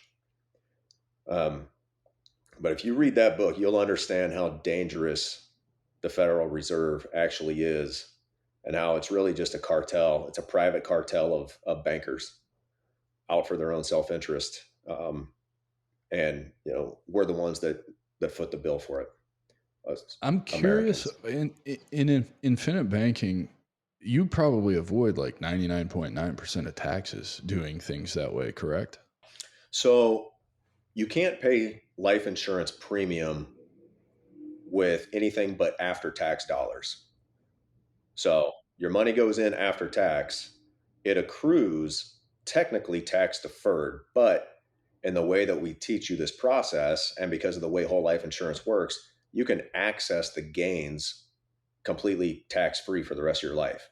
And then when you die, that death benefit is paid out income tax free to your beneficiaries. So they're not going to pay income tax on that money when they receive it. Like, it's a pretty amazing thing. Yeah, it's a beautiful process. It's like you're creating all this cash value. And again, I'm very basic knowledge of how this works, but through specialized whole life policies, you're creating this cash value that you can then. I want to buy a Tesla. That's my new thing right now. I have no idea when that's going to happen, but I can get a pretty decent used one that's only 2 or 3 years old for like $26,000. I could go borrow that money to buy my car, pay myself back while my money's still growing. And if I die when that happens, my kids will still get the death benefit, right? Like that's pretty amazing. Yeah. So let's use that car example. You and I have been taught really two different ways that we can buy a car. What are those two ways that Yeah, you we've can been pay taught? cash for it. You can pay cash for it or you can finance it. And you're going to finance it right now.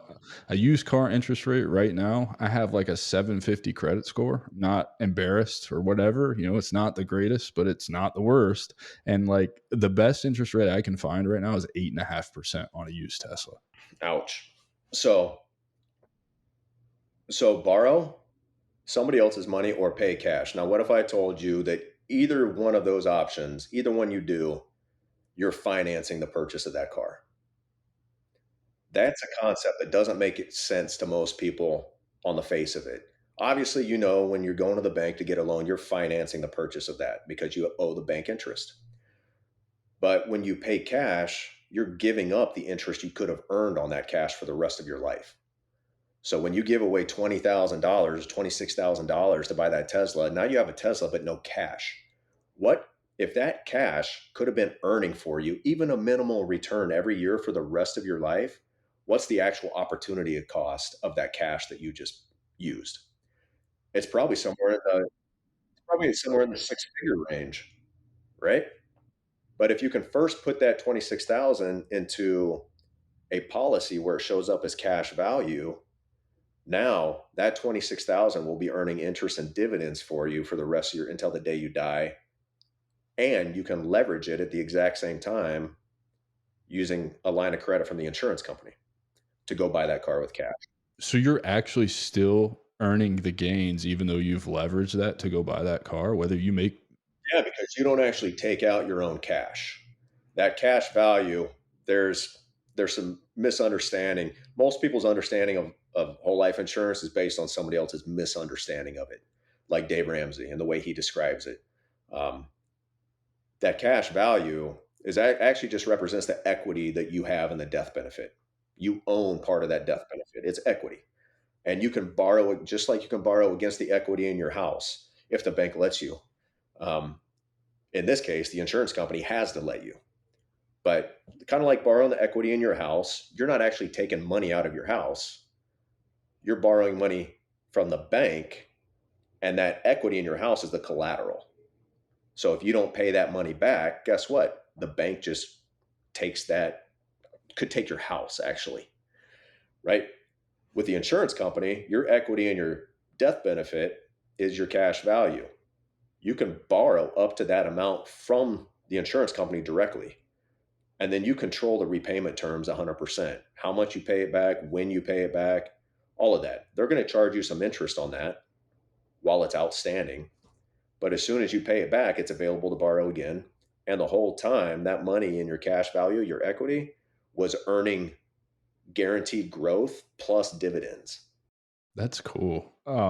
That's really cool. I assume you probably make all purchases like that now, right? Like that's probably the only way you want to do business anymore. When you understand this, and I think even more when you participate in it, it really becomes like just life for you, huh? Yeah, it is. It becomes, you start thinking about, man, so this happened to me like a year ago. I had all my policy premiums paid and all my loans paid back. So I didn't have anywhere else to store money except in somebody else's bank. And I was like, and I had to go buy, uh, I had a big bill. I just moved into a house, so we were buying a lot of stuff. I was like, this feels like a kick in the stomach that I have to use my cash to go buy stuff before it's used as premium in my policies and captured forever. But it was poor planning. I didn't have any policies available that I could fund. They were all fully funded, loans repaid. So I had to use my cash and I lost the opportunity to ever earn anything on that cash again. So it feels like a kick in the stomach now to think about using big chunks of cash to pay cash for something because I'll never have that cash back that I can earn on. Well, so that brings me to another good question because I really want to understand this because I think this is important, and I think this can give a lot of value to the veteran community, particularly if they're willing to listen. But you said you didn't have another policy. Why not just start another policy? Is that not how it works? Are you limited to a certain number of policies per year? What does that look like? Because I really want people to understand, right? Like I know because I've talked to them, there are veterans sitting on enough cash in the bank to really get started in a big way with this, I think. And by that I mean, I've talked to a couple of veterans, one E8 who was retiring, and him and his wife put enough money away that they were really just going to travel the world for 18 months. That's what they were going to do. And I'm like, you've got a significant amount of money put away. If you're neither one of you going to work, you're going to take you, your wife, and your two kids, and you're just going to travel the world for 18 months. So logically, you don't have to be a genius to figure out that that's a significant amount of money sitting in the bank. And so, how does that work? Because you said you were sick at your stomach spending this cash, right? Because you had nowhere you could put it over here. How do we get to that point? You know what I mean? Like, how many of these can we have? What does that look like? Yeah, you can have as many as a company will write on you up until you hit your human life value, which we always say, every life is priceless. But according to actuaries, which actuarial scientists actually run these insurance companies, and which is why they've been around for over 100 years and have been profitable for every year or every single year and paid dividends to policyholders every year for over 100 straight years. It's because of actuarial science. But so they'll take your, like at our age, you're going to take your annual income and multiply that by 20 because you have roughly 20 working years left until that arbitrary retirement age of 65. So they say, hey, you got 20 years left. We're going to assume you make this income every year for the next 20 years. That's how much you're worth. So if you make 100 grand times 20, it's $2 million. That's how much life insurance you can have. But how much premium you can put in, I mean, you can design the policy to accept hundreds of thousands of premium without exceeding 2 million in life insurance potentially. Got it. So they'll So it's you play with the premiums, not really it's not about the death benefit, it's about how you put premiums into the policy. Right. So when everybody thinks of insurance, they think, I want to pay the least amount of premium for the most amount of insurance. We do the exact opposite. We say, I want to pay the most amount of premium for the least amount of coverage because in doing so, I maximize my cash value growth, which is available in about 2 weeks of funding your policy. You don't have to wait for 5, 10, 20 years. You get access to it a couple weeks later. And it's a great place and I work with a lot of clients who, They save up money because they don't want to put it all on the market. They're like, I've got enough in the market. That's at risk. I need some safe money. And they save up like $100,000 in cash just sitting in somebody else's bank. So we can design a policy where they can get all 100,000 into their policy right away and yet only continue a manageable premium every year after. So we focus on the premium. Whatever death benefit that kicks out is what it kicks out. We can increase that pretty easily through some different design techniques. But that's where I come in. I'm an expert in that. But I would advise to any veteran thinking about doing this, if you have not retired yet from the military or and haven't gone through the VA, you need to get life insurance in place before you do that because the VA will wreck you. They will absolutely wreck you on paper to make you uninsurable. I've had several clients who are uninsurable. Life insurance companies won't touch them because of what their VA records say. What's the most common thing you're seeing on there that they're disqualifying them for? Pretty much a disqualification around the board is anything to do with mental health or, because that's what the VA tries to push. The guy helping you out, right? They're like, we're going to try to get you 100% disability and help you out. So in order to do so, we have to say you have chronic anxiety or mental health, depression, suicidal thoughts. All of that's going to get you 100% disability. Well, it's also going to make you uninsurable. So before you go the VA route, you need to get life insurance in place. And I recommend specially designed whole life because term has a purpose, but it's a temporary solution to a permanent problem. You are going to die someday. And it's most likely going to be after that term insurance expires. 99% of the time. And you've paid the balloon payments on it too. Yeah. Yep. No, that's funny, man, because I'm not uninsurable and I have a rating of 70% for TBI PTSD. So, it's interesting. And speaking of that rating, I spent probably $15,000 after I got out of the Army just to get my medical to go to flight school because of that rating. So I understand what you're saying about it fucking people, because it screwed me over. And it was, I was living under I don't know. I definitely enjoy that I accomplished becoming a pilot because it was a lifelong dream. I thought that being a pilot forever was my lifelong dream. And really, it just turns out it's just something else I wanted to accomplish because it's cool. It really is cool to be able to fly. I don't know if you feel the same way, but like when my first solo, that's the highest I've ever been in my entire life. I was like, this is fucking cool, man. This is bad. I'm doing this and not a lot of people do this. This is cool. Yeah.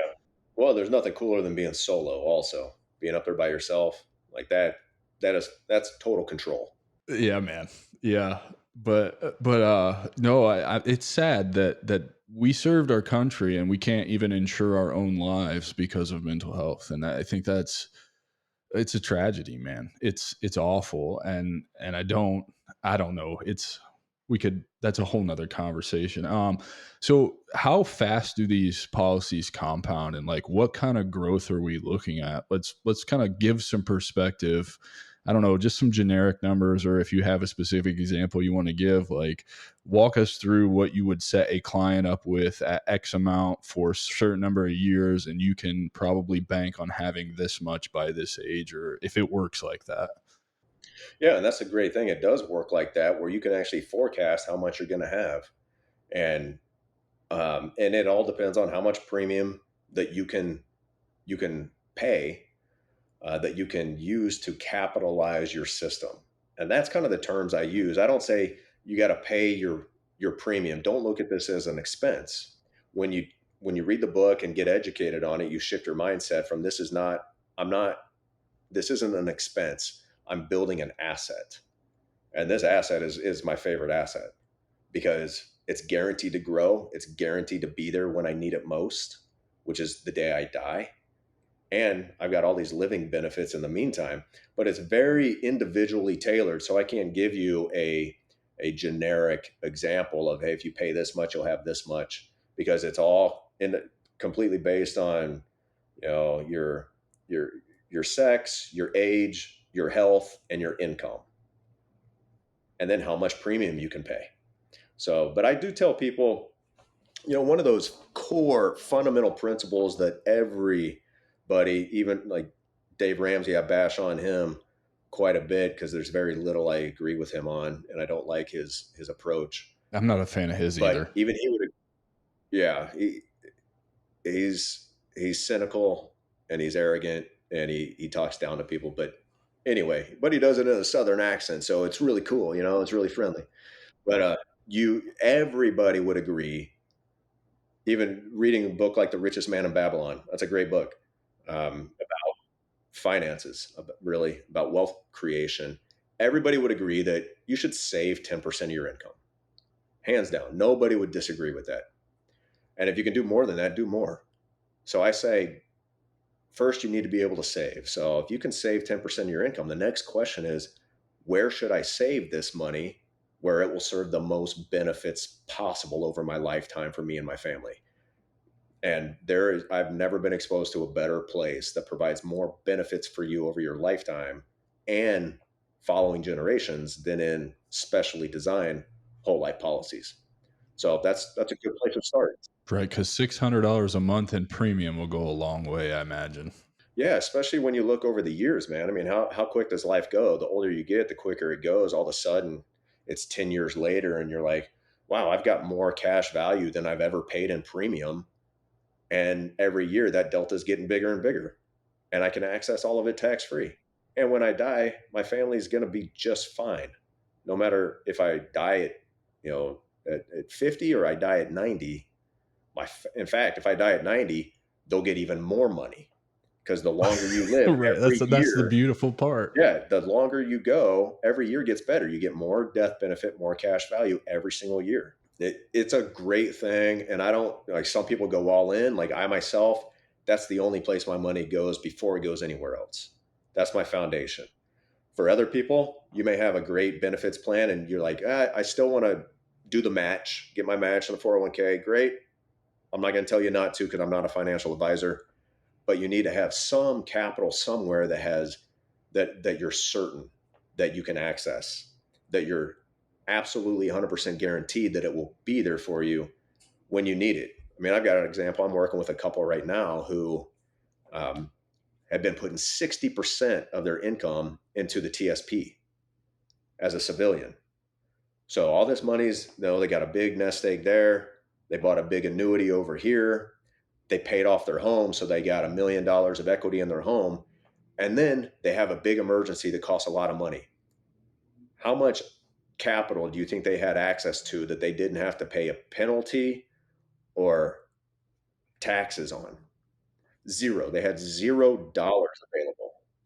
So then you only have two options. You go in debt by borrowing the bank's money or put everything on a credit card, or you take money out of those qualified accounts and you get a 10% penalty and income tax hit on it because you didn't have money somewhere that you could access. Man, that sucks, dude.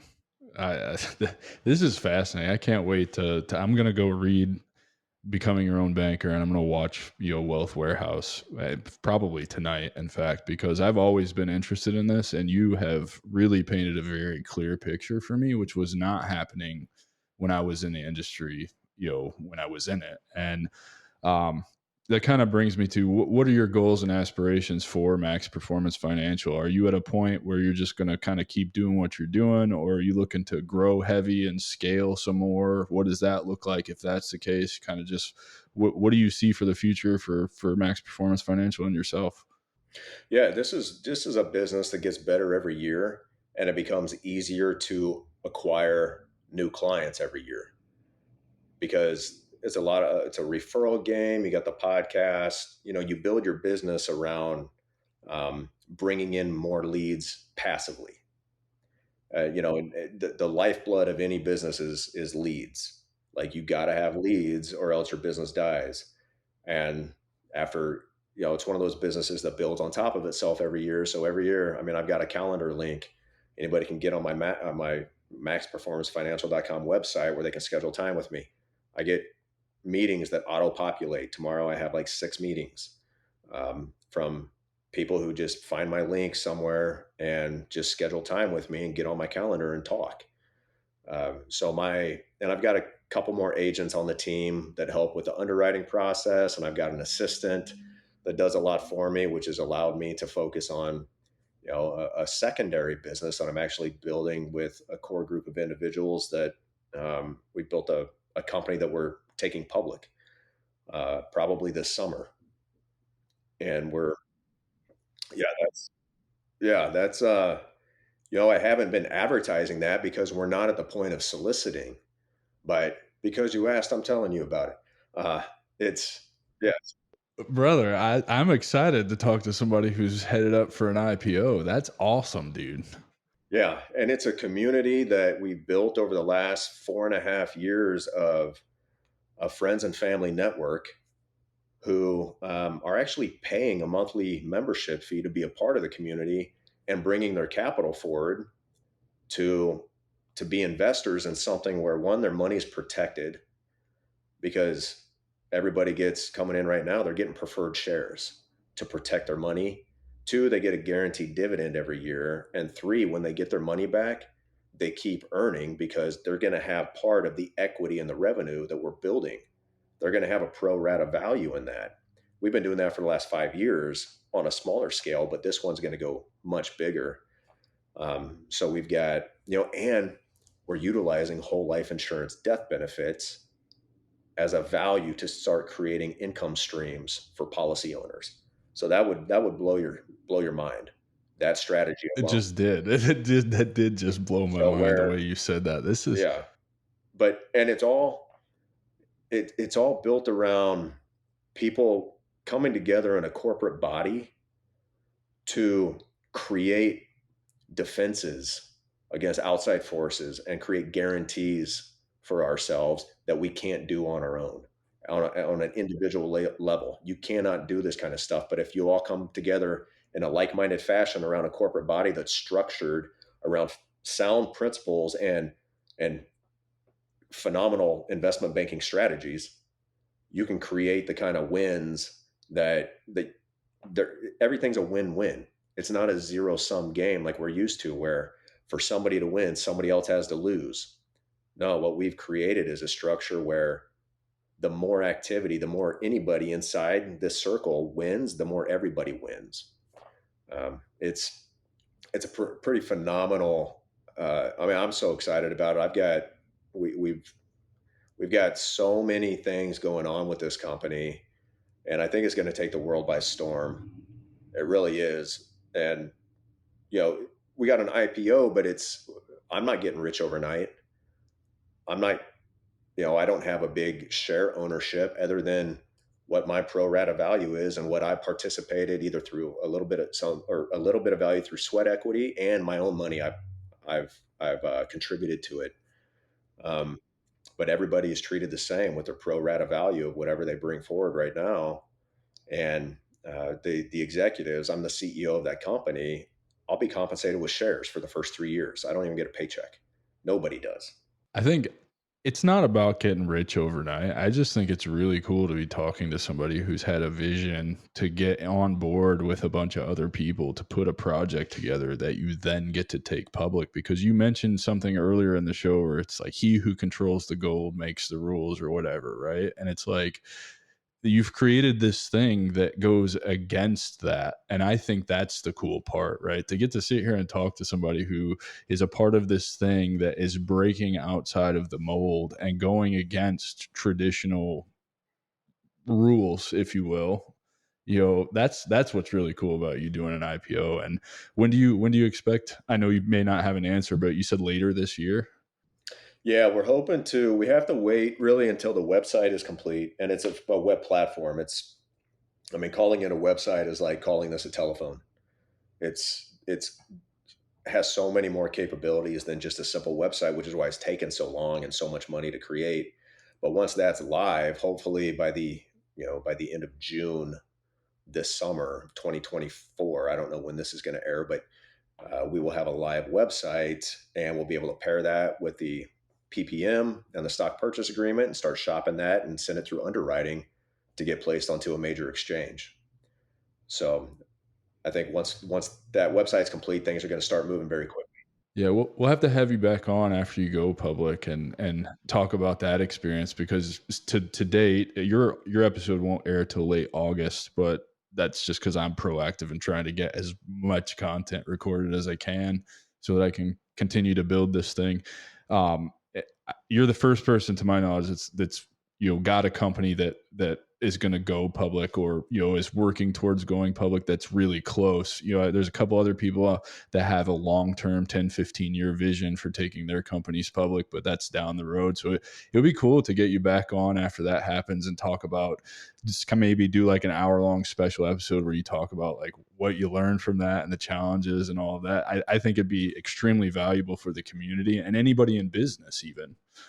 Yeah, that'd be really cool. I think one of the partners and I are going to start a podcast, perhaps just for that company itself.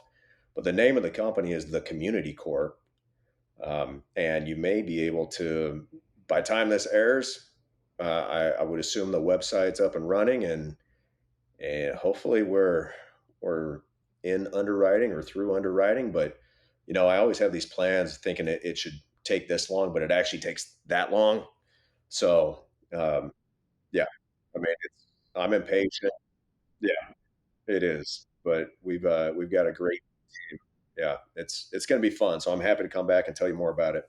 Hell yeah, brother. Well, so based on all your experiences, all of your transitions, do you have any unconventional advice that you want to give to veterans who are transitioning? Because here I started this, I think I started this idea that the path back to purpose for veterans is through entrepreneurship. I believe that for more reasons than I could sit here and list. I think the primary one is the theme of this show and what you had talked about earlier is control. I have control over every facet of my life, from honestly from making money to when I work out to when I get up in the morning to where I go. I just took the entire weekend off. I took Friday, worked a little bit Saturday and Sunday off because my childhood friend who we separated, he was a class behind me. I went to the Army. He joined the Air Force. Last time I saw him was the day I graduated basic training 21 years ago. And he happened to be in Orlando this weekend. And it was so great to go over there and just put everything down, not have to ask permission, right? Like just go and do it, knowing full well that obviously my calendar is going to get backed up, emails are going to have to be answered, whatever.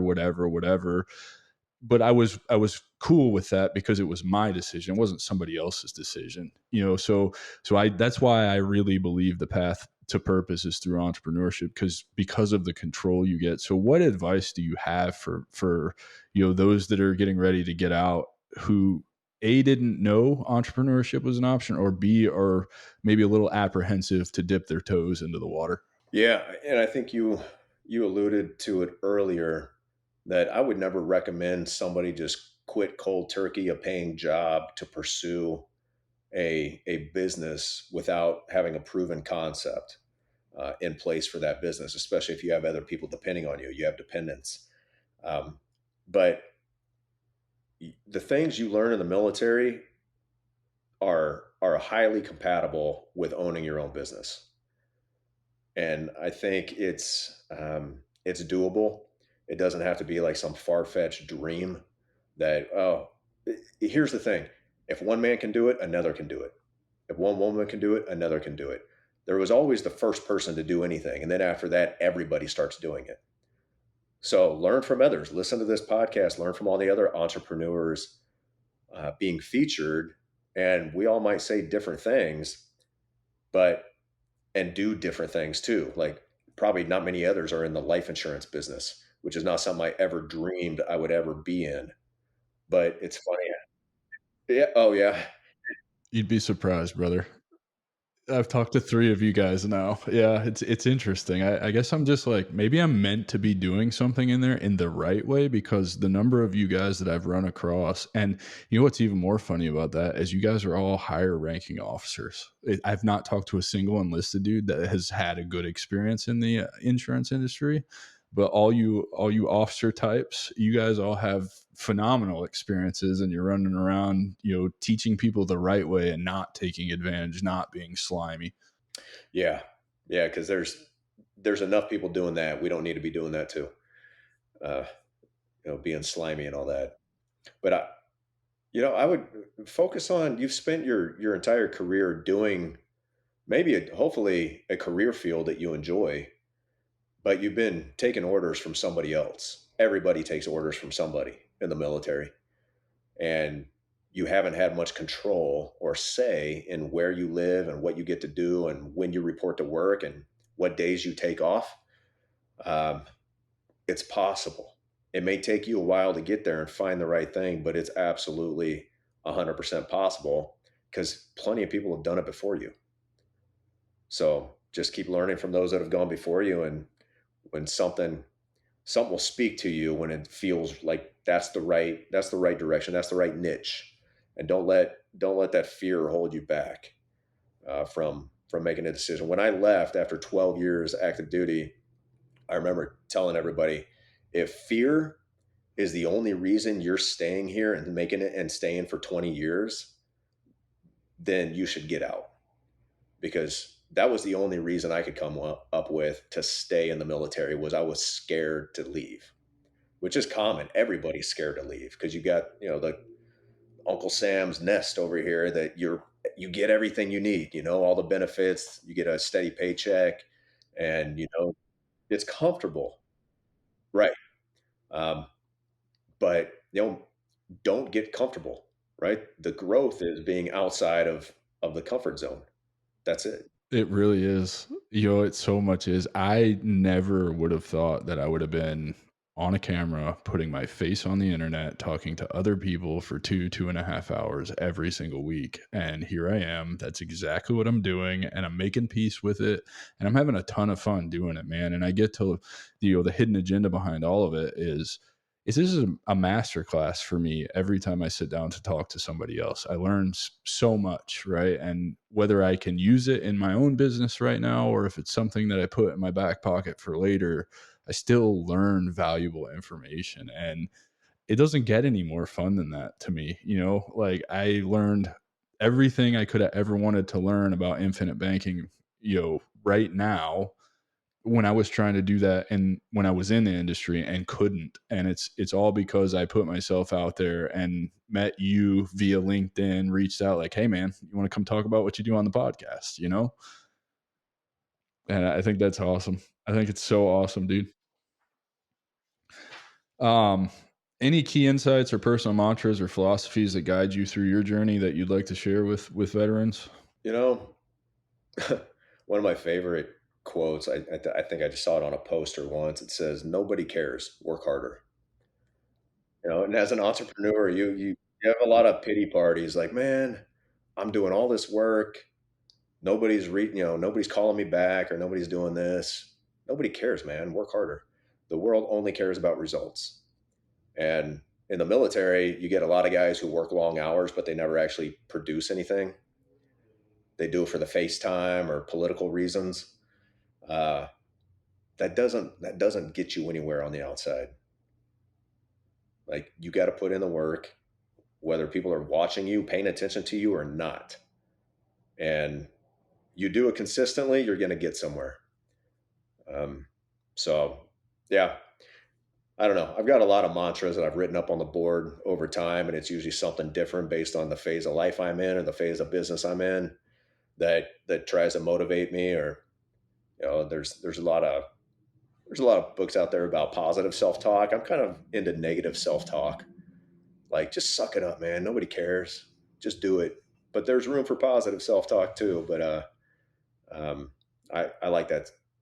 Don't quit until the job's finished. That kind of mentality. I think this is the only part I have to disagree with you on because the way I changed my life was through changing my internal monologue, not beating myself down, not telling myself to suck it up, but really focusing more on I am capable. This is a small victory. If you can get this small victory, then you can get another one and that compounds, right? And that's really kind of how I changed my life. I do sometimes, I mean, we're human, right? I still beat myself up a lot more than I probably should. But I think the difference now is I'm very aware of it and I correct it. So, Yeah. And I love that you disagree with me, because one of the best pieces of advice I ever heard during the hardest year of my life was stop taking advice from other people, because you can go so many wrong directions by taking the advice of somebody and saying, "Yeah, I think you're right." But guess what? Nobody's been in your shoes before. You are walking in unique shoes that nobody else has walked in. And you know things about you and your life that nobody else is privy to. So taking advice, take it with a grain of salt, no matter who it comes from. And then weigh that. And like Bruce Lee says, take the good and discard the bad. But don't take advice from somebody wholesale just because they're a good person and they're successful in whatever they're doing, or because you think they know better than you. Like, eventually you got to make your own decisions in life. And so I love that, man. I mean, this is all about we can't have the same perspective.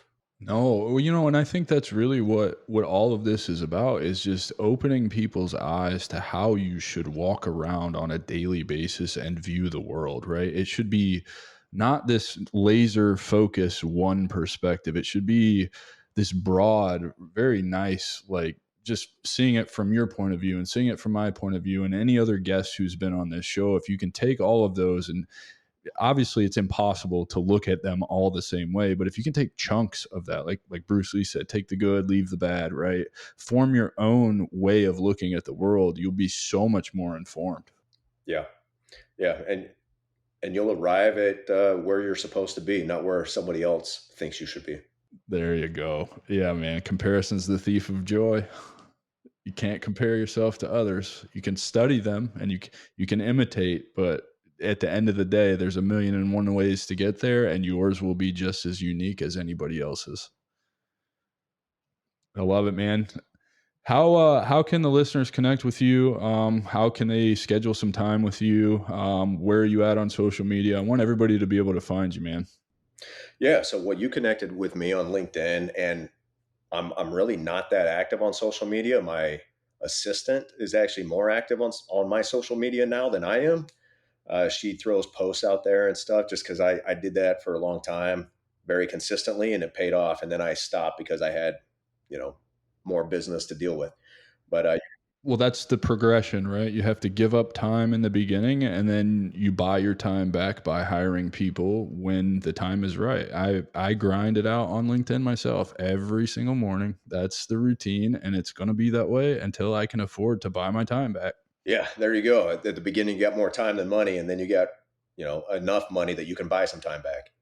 So yeah, that's the progression. But LinkedIn, my profile, David A. Befort Jr. Just go to my homepage and you'll see some articles I've written. I've got hundreds of posts. Most of them are really old, but and some good articles on there. And my website, and you can check that out, maxperformancefinancial.com. I'm on Facebook. I don't do much personally, but my business link does, under the same name as my business. Um, and then my podcast, Wealth Warehouse. So we cover a whole lot of different topics, but it really all comes back to controlling your capital and understanding what the problem is, and rethinking your thinking when it comes to money. It's not all about whole life insurance. So don't think it's going to be this boring. If it was that boring, I can't imagine. I mean, that's 120, 30 minutes an episode. We've talked for 60 plus hours about this concept on there. That's the amount of content that's there. Um, I guess there is a way to make life insurance enjoyable to listen to and learn about, because it's all about the process, and understanding the fundamentals, and the power of controlling your own capital in your own life. So if you can do that, then we seek the truth. I guess that's what we do. We're truth seekers, whether it goes against the mainstream or not. Most of it does. I think you'll enjoy the different perspective we have on mainstream finance. I can't wait to dive into it, man. I'm excited. If you've got you said 60 plus hours of content about infinite banking and life insurance in general, I used to think that life insurance was pretty boring. So if you found a way to keep cranking out episodes like that and getting views, then it's definitely worth a watch for sure. Yeah, yeah, we've got plenty of content, lots of listeners, and I don't know, 75,000 plus downloads, something like that. Congratulations, brother. That's amazing, man. Good for you, dude. It's all consistency. We just do every week, one a week. We just pump it out, and we haven't missed a week in over 2.5 years. There you go. And that's the strategy to success, folks. Consistency is key. Just keep grinding. Any final thoughts or anything you want to leave the audience with? Man, no, I appreciate the time, and I hope everybody got something from it. And I'm always happy to take a meeting with anybody who's even maybe thinking about a career transition and stepping into the unknown of the entrepreneur world and business owner world and what that looks like. And if you want to talk money and finances, all the more better. Happy to do that too. So find my link and schedule some time with me, and I hope this was worth your time. Hell yeah. Ladies and gentlemen, David Befort, thanks so much for being here.